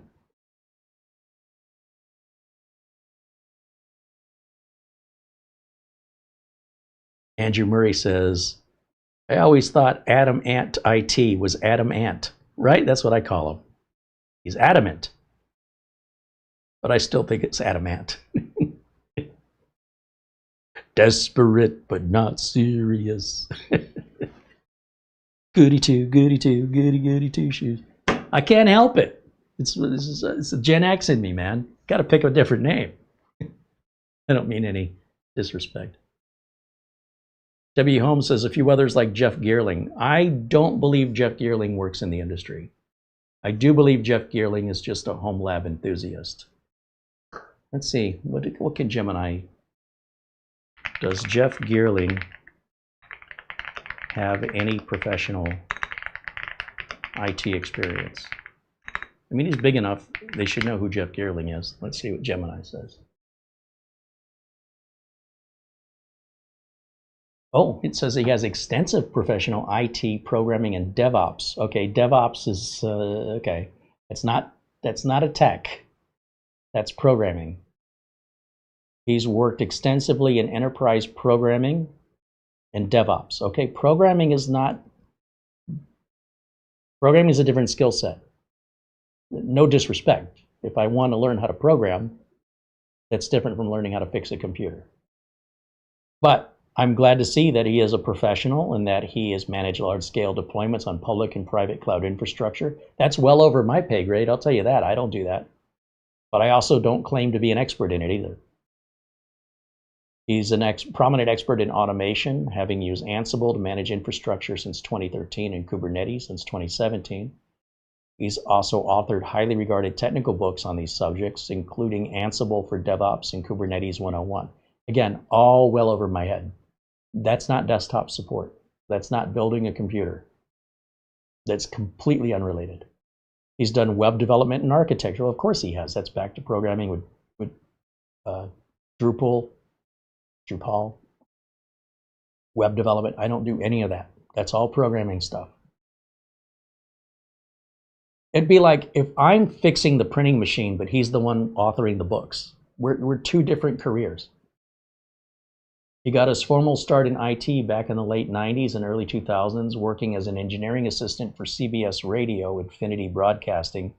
He's also served as the director of student computer services for Kenrick Glennon Seminary from 2007 to 2008. He ultimately left his corporate software consulting and engineering career in 2021 to focus entirely on his YouTube channel. I still work in the industry every day.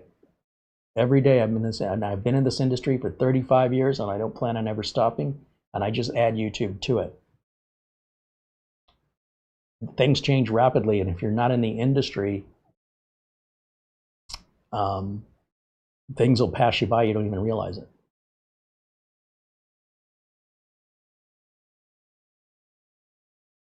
So no disrespect to Jeff. I like Jeff, I do, and I think he's a very smart guy. I think he's smarter than me, but not on diagnostics of hardware. He's a developer. And he's a home lab enthusiast, let's be honest.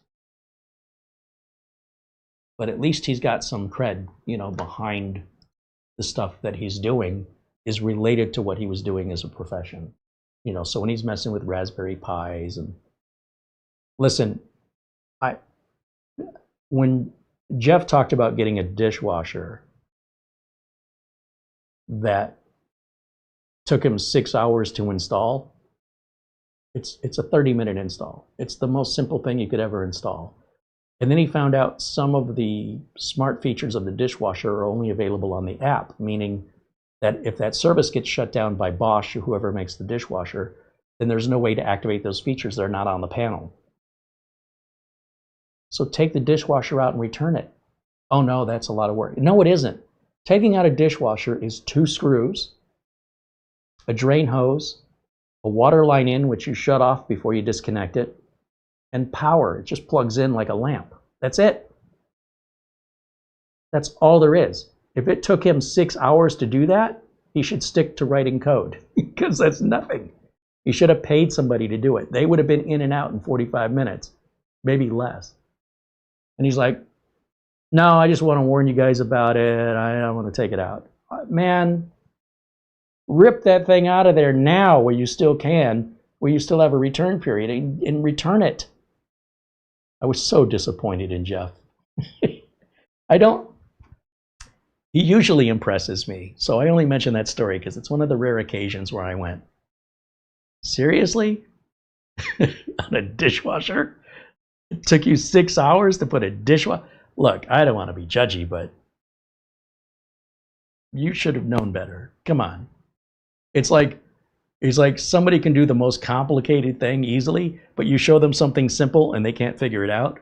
I wasn't there. I don't know what the struggle was, but I've installed at least a half dozen dishwashers. It's super easy. There's nothing to it. And if I bought one and it turns out I didn't know that some of the features would only be accessible through the app, you better believe that dishwasher is coming back out, back in the truck, and I'm taking it back to where I bought it. There's no way I'm going to go, that's too much work. Are you kidding me? If that was too much work, you should have never put it in if you weren't willing to take it out. You're underqualified for that job. You got in over your head. You should have just paid for the install. Then when you didn't like it, you call them and say, take it out. Let them take it out. You didn't want to pay for it. You thought, I'll do it myself. I don't know what he was thinking. What a shock. I was like, really? From you? Wow. I'm not throwing him under the bus. This was a very unusual video because he usually knows really well what he's talking about. At least in my opinion. So I never saw that one coming. That was like a bus hit me.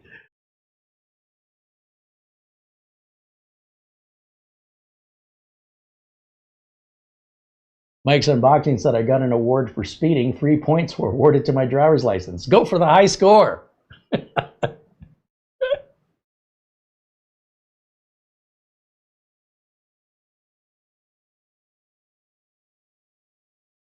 Channel Zero says, I'm going to talk about myself again here, but I've seen many things pass me by while I've been planning to use the aforementioned 5-year-old parts. They're going to be 6-year-old parts, 7-year-old parts. We've all been there.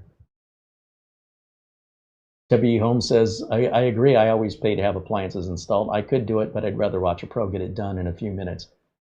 There's a guy on YouTube, there's a few really, really interesting like consumer advocacy channels, like Project Farm is really good, which has nothing to do with farming.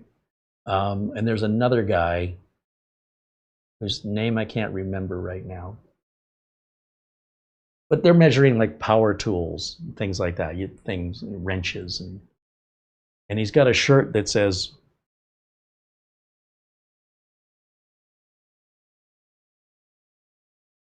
why not DIY and only spend 3 times more and make it take 3 times longer? That's pretty good. I don't know. We had some work done on this studio before we moved into it. And one of the things was the kitchen sink had been long ignored, neglected. And so there was mold and damage from unaddressed issues over the years.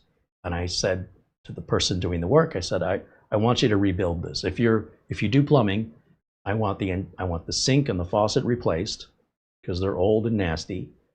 All the mold I need removed. The floor is all warped. I want the floor taken out and I want a new floor put in. Is that something you can do? Now I can do it, but I don't want to do it. And that includes a new garbage disposal. Let's do it all. All new parts. You're not renovating anything. You're not ripping anything.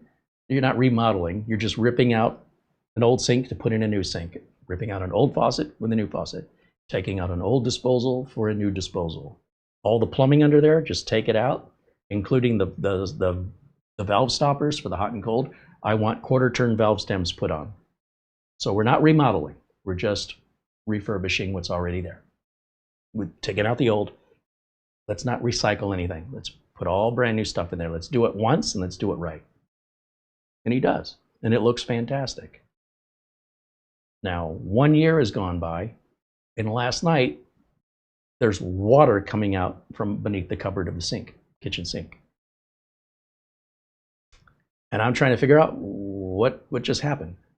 So there's a lot of things under the sink, cleansers and sponges, and everything's soaking wet. Even the back wall is got water. So Maura and I work together and we get all that cleared out, get some towels, wipe up all the water. And I start filling the sink with water and I'm asking Maura, look for the leak. This has got to be pretty easy to spot. And eventually, once I let the water fill up and I start plunging at it, it's creating enough force. And then I think she got hit with it. She got hit with the water. And it was where the P-trap connects to the downspout coming out of one side of the sink. So now that I've identified it, I notice the little nut is loose, and I noticed that the pipe coming down, usually if you've ever done plumbing, you have to cut the pipes. Well, apparently, from the best I can gather, this guy who I like this guy, but I think he screwed up and he cut the pipe too short. That means you have to stop, go back to the hardware store and start over again, or just do it anyway. So I believe he knows he cut the pipe too short. And rather than fix it and make it right, I think he didn't want to take the pipe back off, which would have taken all of 90 seconds, and then have to get in the car and go back and buy another similar pipe and not cut it as short. Because I could not get the two pipes to fit together. They didn't grow or shrink. So I realized if I turned the pipe if I turned the P-trap, suddenly I could get a little bit more of the down pipe in there, but it needs to go in a good 2 inches. I'm lucky if I can get an inch on it. And then I sealed it back up, and you don't need any tools. This is just fingers and time, and a towel. I took the P-trap off, dumped the water out of it, didn't dump it in the sink. That would not have been a good idea. Dumped it outside, made sure it was clear, Had some residue, cleaned out the residue while I've got it out. Put it back in. It won't line up, it won't reach, because the pipe was cut 2 inches too short. Now, do I, at 11 o'clock at night, do I want to dismantle that pipe all the way up to the sink and the garbage disposal? I think there's only 2 connections. Oh, and the dishwasher is plugged into it. So there's 3 connections. The hardware store is closed. This will have to wait till today. This happened last night. How do I get up and running right now? So I kind of move the pipes around, and then suddenly they fit together, but it only went in about that much, when it clearly can go in that much. And nobody ever said nothing. Just close enough. No one will know. Well, we did know. So after we got the mess cleaned up, and I put the pipes back together, and you just cinch down the nuts back on it, it's perfectly fine again. And I just told Mara, when you're moving stuff under the sink, be careful not to move the P-trap or it'll fall out. The P-trap should be able to spin a little bit. That's why the depth of the major pipe is, when it goes down inside of the P-trap, it's going down up to 2 inches. Or it's supposed to, for that reason. And if you cut the pipe too short, the right thing to do when you're getting paid for a job is stop what you're doing, go buy another pipe. Start again. This guy didn't do that. He didn't tell anybody. And I know he knows what he did. And I'm not even going to bring it up. I'm not going to even talk about it. But now that I know this about this guy, he won't be doing any more plumbing work for me, because that is messed up. The fact that that was just done last year, and the reason why we replaced everything with all new parts was to ensure that wouldn't happen again for a very, very, very long time. And it's only been a year, and already the work is already the shortcuts that were taken in the work are starting to be seen now. Now that I'm aware of it, it makes me want to do it myself. I didn't know last night that I was going to be working on plumbing, okay? But you better believe I don't want to do it again anytime soon. So I took what we had, I put it in as deep as I could get it, made sure there was no possible way I could get it any deeper than that, and tighten those bolts down. Now you know as well as I know that that's going to happen again. So now it's on me to figure out a time when maybe it's not 111 degrees outside, to figure out maybe in the wintertime I should take a day and just do this before it breaks again. Because it's just going to keep breaking. That pipe isn't just going to magically fit one day better. It just has to be replaced. And it'll probably take me all of about 15 actual minutes to do the work. But why did I pay somebody to do that I trusted, that knew what they were doing, when I could have just done it myself right out of the gate? So everybody's allowed to make mistakes. And I think, and I don't know, and I'm not even going to talk to them about it, but I think the idea was, I got a lot of work to do. There's a lot more than the sink that has to get done at the studio. We're under timeline. I need to get in here. I need to get out of Studio B. You know, I'm getting kicked out. I got a deadline. Still, water is one of the most harmful things you can do to a house. It's so damaging. That and electricity, don't screw around with that. It's interesting, this guy would not touch electricity. He was afraid of it. That's fine. I'd rather you told that to me. Let me get somebody else, or I'll do it myself. I don't want you to do anything you're not comfortable with. I sure as hell don't want to pay you. Okay? If you don't know what you're doing and it's not what you do, then let me get somebody else to do that. Just be clear with me about it. I'll take care of it. If he'd have said, hey, I cut this pipe too short, but I don't have time, I would have run to the store. I'll go get the pipe. Give me the old one. I'll make sure I get a new one for you. He never gave me that opportunity. He never told me. So this is how I found out.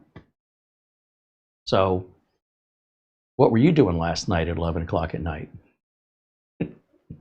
You know what I was doing.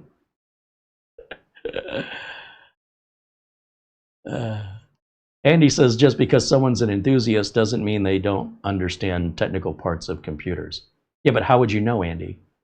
In other words, if I say to you, just because I'm not a surgeon doesn't mean I don't know how to operate on you, is that the same thing to you? Do I get to say, like in what other career, just because I don't have an engineering degree doesn't mean I can't build a house? It kind of does, my friend. It kind of insinuates that if you actually knew what you were doing, you would have some verification from a third party that you're self-titled and you're biased. What are you going to say?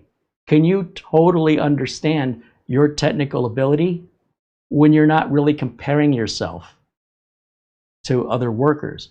When you go to work, Andy, listen to me. When you go to work, you're going to be competitive. You're going to be compared to your coworkers in the same department. You understand? And you're expected to do as good or better than them. But if you're not comparing yourself to anybody and you say, well, I know just as much as they do. No, you don't. Until you can prove it to me, those are just words. So when you can show me the evidence, I'll believe you. But I'm not believing anybody that's promoting themselves. That's preposterous. It's delusional. If you know that much, show me an independent third-party assessment of your skills. Then I'll believe you. If you don't have a third-party independent assessment of your skills, I wonder why. So you can lie to yourself all day, and you can believe whatever you want to. But if you think I'm believing it, no. No, you cannot make me believe your biased opinion of your own skills. And when you're put, when you're measured, okay, by an independent third party, primarily one that's paying you, and you're measured against other similar people in your field, then you can say that with confidence and with evidence. Otherwise, I'm a surgeon. Just because I don't have a degree in medicine doesn't mean I can't take out your appendix. Yeah, it kind of does. Kind of does. But, you want to live in that delusional world, you'll do so without my company. I'm not telling you what to believe. I'm telling you what I believe, and I need evidence. I don't need good feelings. There's a reason why people who claim to have technical skills but don't have any way to verify that, there's a reason for that. You understand that. And it's not, I didn't get around to it. No. That's maybe what they tell themselves, but that's not the truth. I've been around in this business a long time, and I've run into so many people that call themselves technicians that I have to go in and clean up after. I'm sick of it. I'm tired of it. So you could also tell me you're 10 feet tall and 4,000 pounds. I don't care. If you believe that, have at it. But if you think I'm going to believe it, never going to happen. You'll need to provide evidence. Third-party evidence, not your own self-disclosure. You're biased. Of course you think that. Or anybody else, not you specifically, but anybody with that attitude, they have a very strong bias.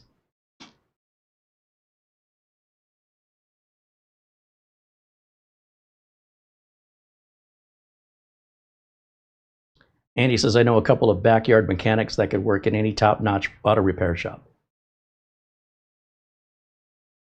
If you say so.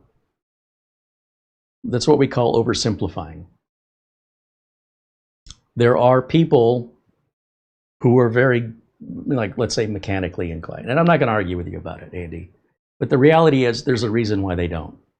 And the reality is, unless you've worked in an auto repair shop, there's a lot more than turning a wrench that you don't seem to comprehend or you refuse to accept.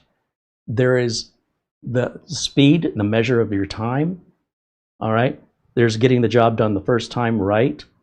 There is just overall competence in general, how you are to work with when you have to work with other people. Maybe you're very good at what you do, but nobody likes you. You're not going to be there very long. It's much more than the oversimplified way that you're choosing to look at it. And it's very easy to oversimplify something that you're not into. If you're not into it, you can't see it, or you're refusing.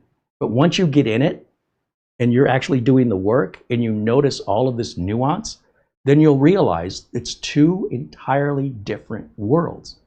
Now, if you choose to believe it's not, be my guest. But there's nothing more frustrating to me than somebody who has no experience whatsoever in the industry, and then saying it's the same thing.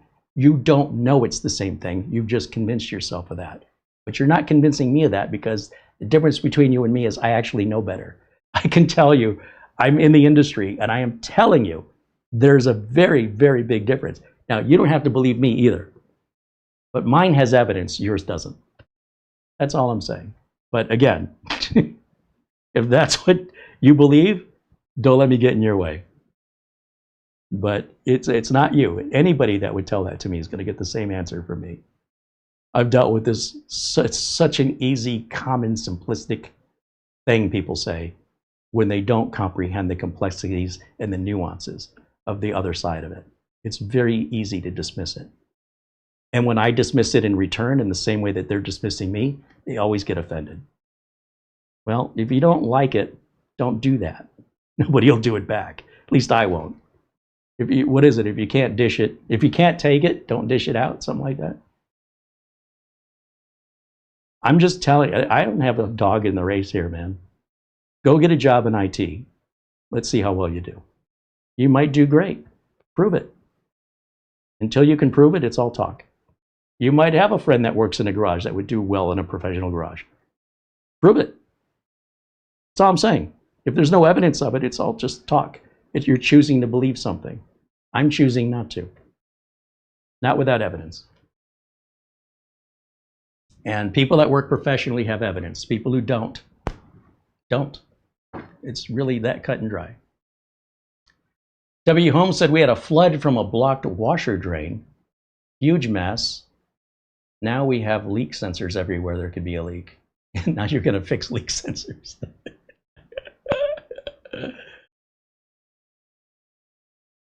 He says Andy says it's not fair to denigrate people. I'm not denigrating anybody. Look, is this red or is this black? What color is this? I shouldn't denigrate this by calling it black because you want to say it's red. It's not red, Andy. I don't know how much more simple I can make it. Me telling you this is black is not denigrating it. I am simply vocalizing an obvious observation that is factual, that's undeniable.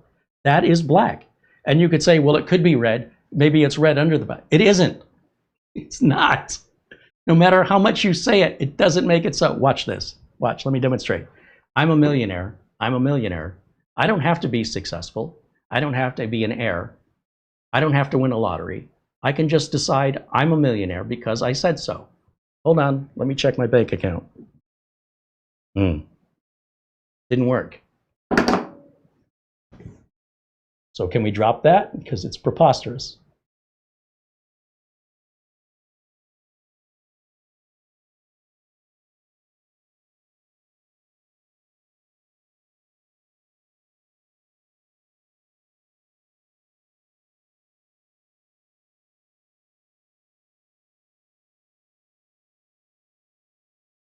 I am curious, what has Mike's Unboxing been up to lately? Let's go to YouTube. Tell you what, let me open it up over here. Let's do it this way. Let's go to YouTube. And let's share the screen.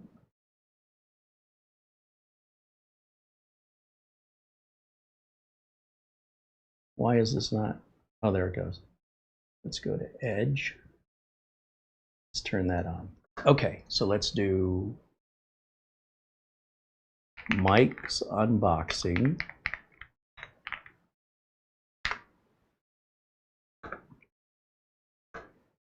No more bloatware, Signal RGB, free fan control. Don't you have to pay to get like, he probably says, watch the video, Carey. Probably explained it. Quietest all-in-one pump ever. Well, I mean, it's good to know, but I'm not imagining they're selling a whole lot of pumps when RAM and drives are that expensive, but fair enough. Let's go to, click on his name, click on videos, remove or install new GPU drivers. Excellent content. Oh, that's members only. Easy Windows 11 fix. Keeps apps and files. Stop doing registry hacks. Try this official Windows 11 fix instead. You won me over with that title, Mike. I agree. Whatever this is, stop doing the registry hacks. Corsair's biggest mistake. Now look. Clearly, Mike wasn't paid to make that review for Corsair, because I'm pretty sure they wouldn't be happy with that. Appreciate the honesty. Windows 11's got a new time machine. Point-in-time restore versus system restore. Actually, I watched this one because I wasn't sure the difference myself, and he did a great job explaining that. How to fix MSI Center not opening. No new router. This 15-pound AliExpress Wi-Fi 7 dongle fixed my laptop. Did that Wi-Fi 7 dongle, does it have two modes? Like when you plug it in, it's a flash drive, and then it loads the driver, and then it becomes a Wi-Fi dongle afterwards? Because I've never seen a Wi-Fi USB adapter that didn't have, shoot, what's it called? I've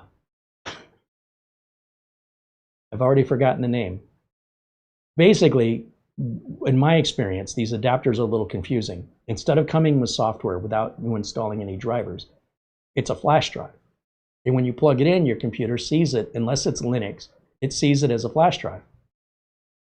And there's a file on it. And you run that file, and that installs the driver, and it converts the NVRAM on the flash drive to say now it's a USB adapter.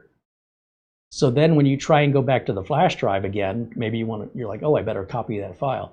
You can't get to it anymore. The flash drive is gone. And instead, you now have a Wi-Fi adapter. And then what I found is you have to go to the control panel, go under apps, find that Wi-Fi software that installed it, uninstall it, and then boom, it's a flash drive again. I'm assuming Mike is still in there. I don't know if he's still in there. But I'm wondering if that's what he did in this video. It's members only. But what you'll notice what Mike does, and he does this every Saturday afternoon, he goes live like we do. And he interacts with his audience like we do and discusses a lot of the same sort of subject matter that we discuss in his way. Mike and Kath both. She's usually behind the scenes, kind of doing the producing. And I think if you haven't watched his channel, you're missing out. Because if you like this content, you'll definitely like his content. It's sort of like brothers from other mothers here. So I got to give him a shout out. And Doug Betts will be live tomorrow as well. I should check that. Yeah, Mike's Unboxing says, yes, it has built-in driver image CD. But is the it's got a name, and I can't think of what it's called. It's a dual mode USB device where it appears as a flash drive, and then you install the software, and it no longer appears as a flash drive. Now it appears as a Wi-Fi adapter. But if you uninstall the software, the Wi-Fi adapter goes away, and then it appears as a flash drive. And Mike clarifies that anything that says members only does get released to the general public after a few days. Right on, very cool.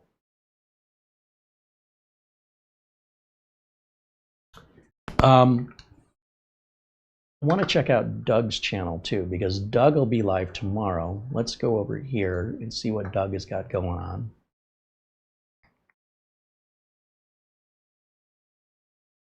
Live Windows training with Doug Betts. Well, that didn't work. Doug Betts. Aha! Found it. Scheduled for tomorrow at 11 a.m. Oh, he's working on a holiday. Uh-oh. This is the Synology I sent him because he didn't have any experience with NASs. And I said, hey, I'll send it to you if you want to play with it. Now, let's go ahead and give that a thumbs up. Oh, I have to sign in. Is there any more information? Adding a third drive. Wait a minute. Is this a 4 drive? It must be a 4 drive. So if he's got a 4 drive NAS and he's got 2 drives in it now, adding the third drive should be easy. What's funny on the image, I don't know if Doug noticed this. The drive is supposed to go in horizontally. The label should be sideways, but he's got the label up and down. That's not possible. That image must be AI generated, and that's kind of funny. The connector on the drive is down here when the connector on the drive is back all the way in the back. It's not on the bottom.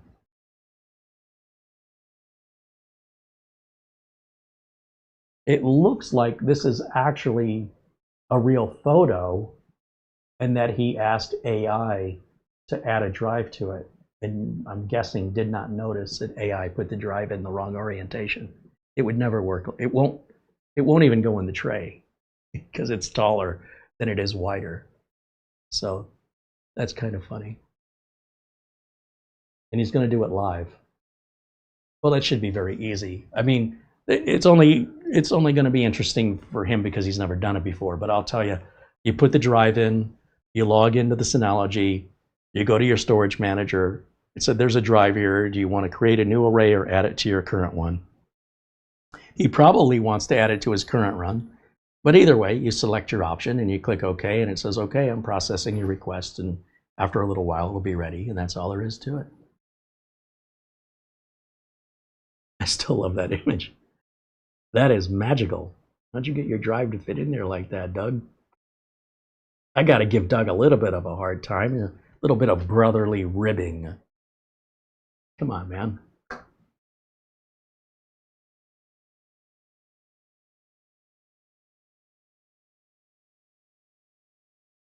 Mike's Unboxing says I'll have to check out if it still appears after the install. I did a video. I don't know if I can find it.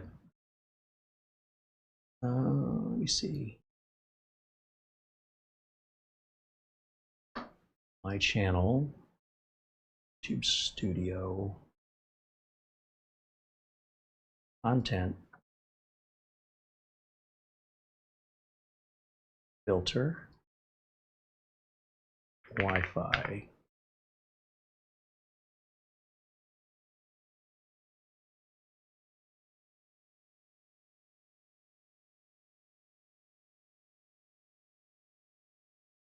Okay, thank you for nothing, YouTube. Let me go to my live section.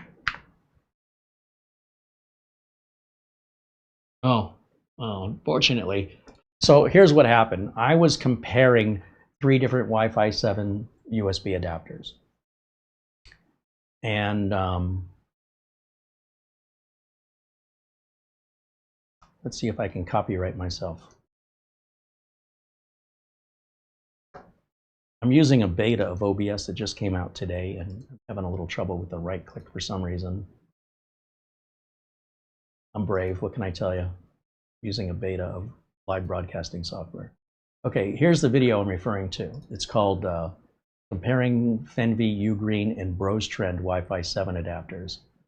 And in here I demonstrate when I plug it in. One of the things I demonstrate is those antennas.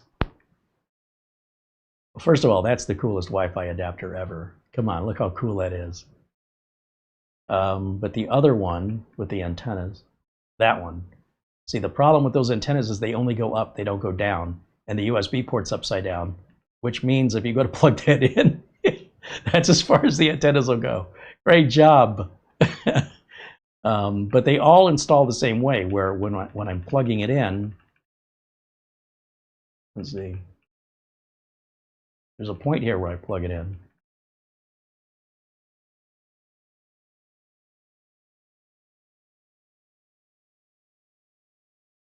Where is it? Not yet.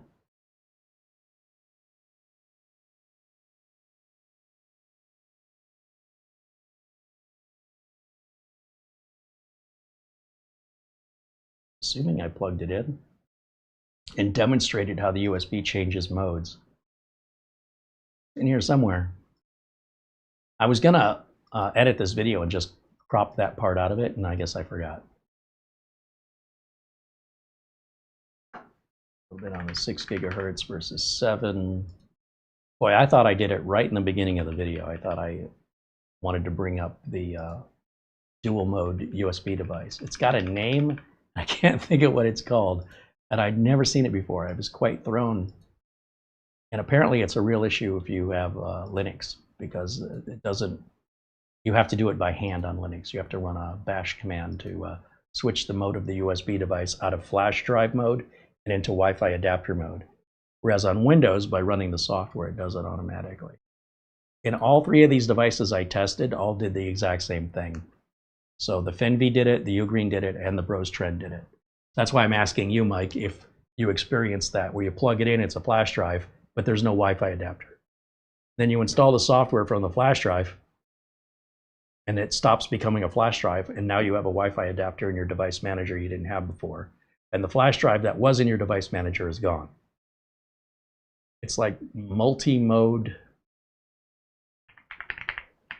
USB Wi-Fi flash drive, something like that. No, I'd have to redo this as, let's go to Gemini.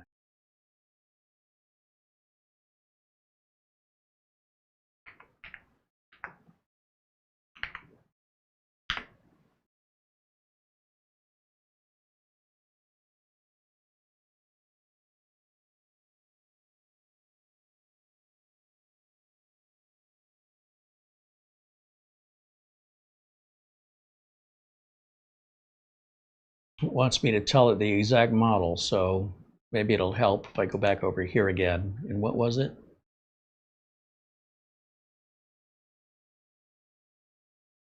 This one right here. Let's use, well, I know they all did it, but let's do the Fnv one. Control C, Control V.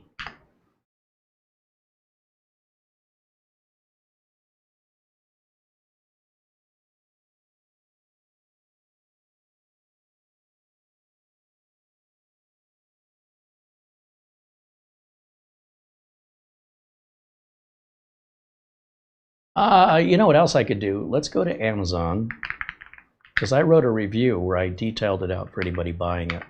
Let's see if I can find my own review. Because I named it. I just can't remember what I wrote. Is there a review by CareyHolzman in here? It's pretty bad that I have to Google my own information because I can't remember.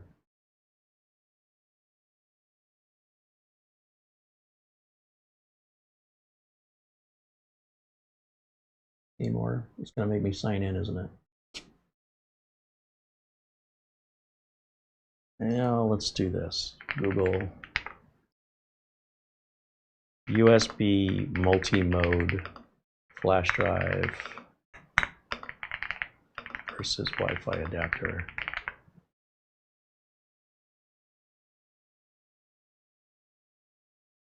It's a multi-mode flash drive. It's primarily a portable storage device that broadcasts its own, no.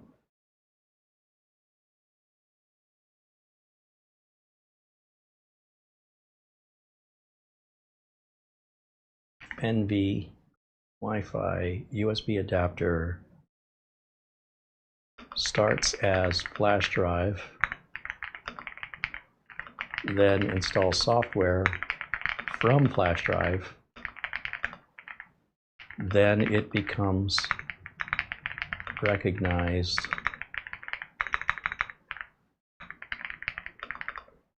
as a Wi-Fi adapter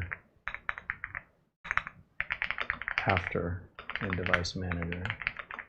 Kind of phrase that funny, but I think it'll get it.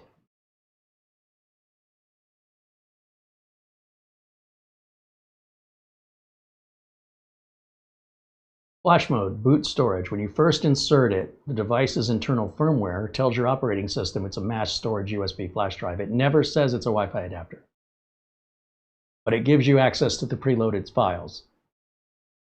When you load the preloaded files, it copies the hardware drivers and then simultaneously sends a specific instruction to the USB hardware chip. Then that flash drive disappears, and now you have a Wi-Fi adapter with the drivers installed previously, which automatically your device manager recognizes without you having to do anything else. But if you want to get back to the flash drive mode, you have to go into the setup and under installed programs and remove that software, and then it flips the switch back the other way. But you can also flip the switch by hand.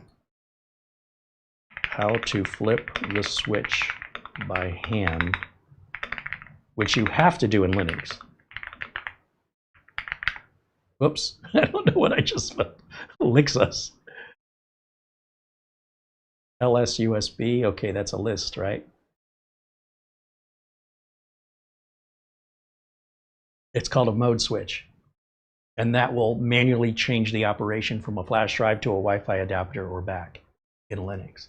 And I'm sure there must be something similar in Windows, but I'd never seen it before, so I was just curious if you had a similar experience with that particular model on your video, Mike. Because I thought it was weird as all get out. I'd never seen it before.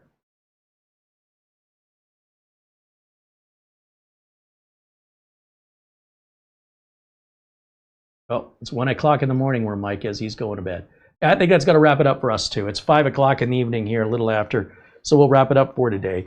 And hey, it was good hanging out with everybody. I hope you enjoyed the company. I sure did. And that's going to wrap it up. Thank you again, Frankie B, Mark Gaines, Buster, for your support and contribution. Everybody who's interacted with me, thank you for interacting. I always appreciate hanging out with you guys.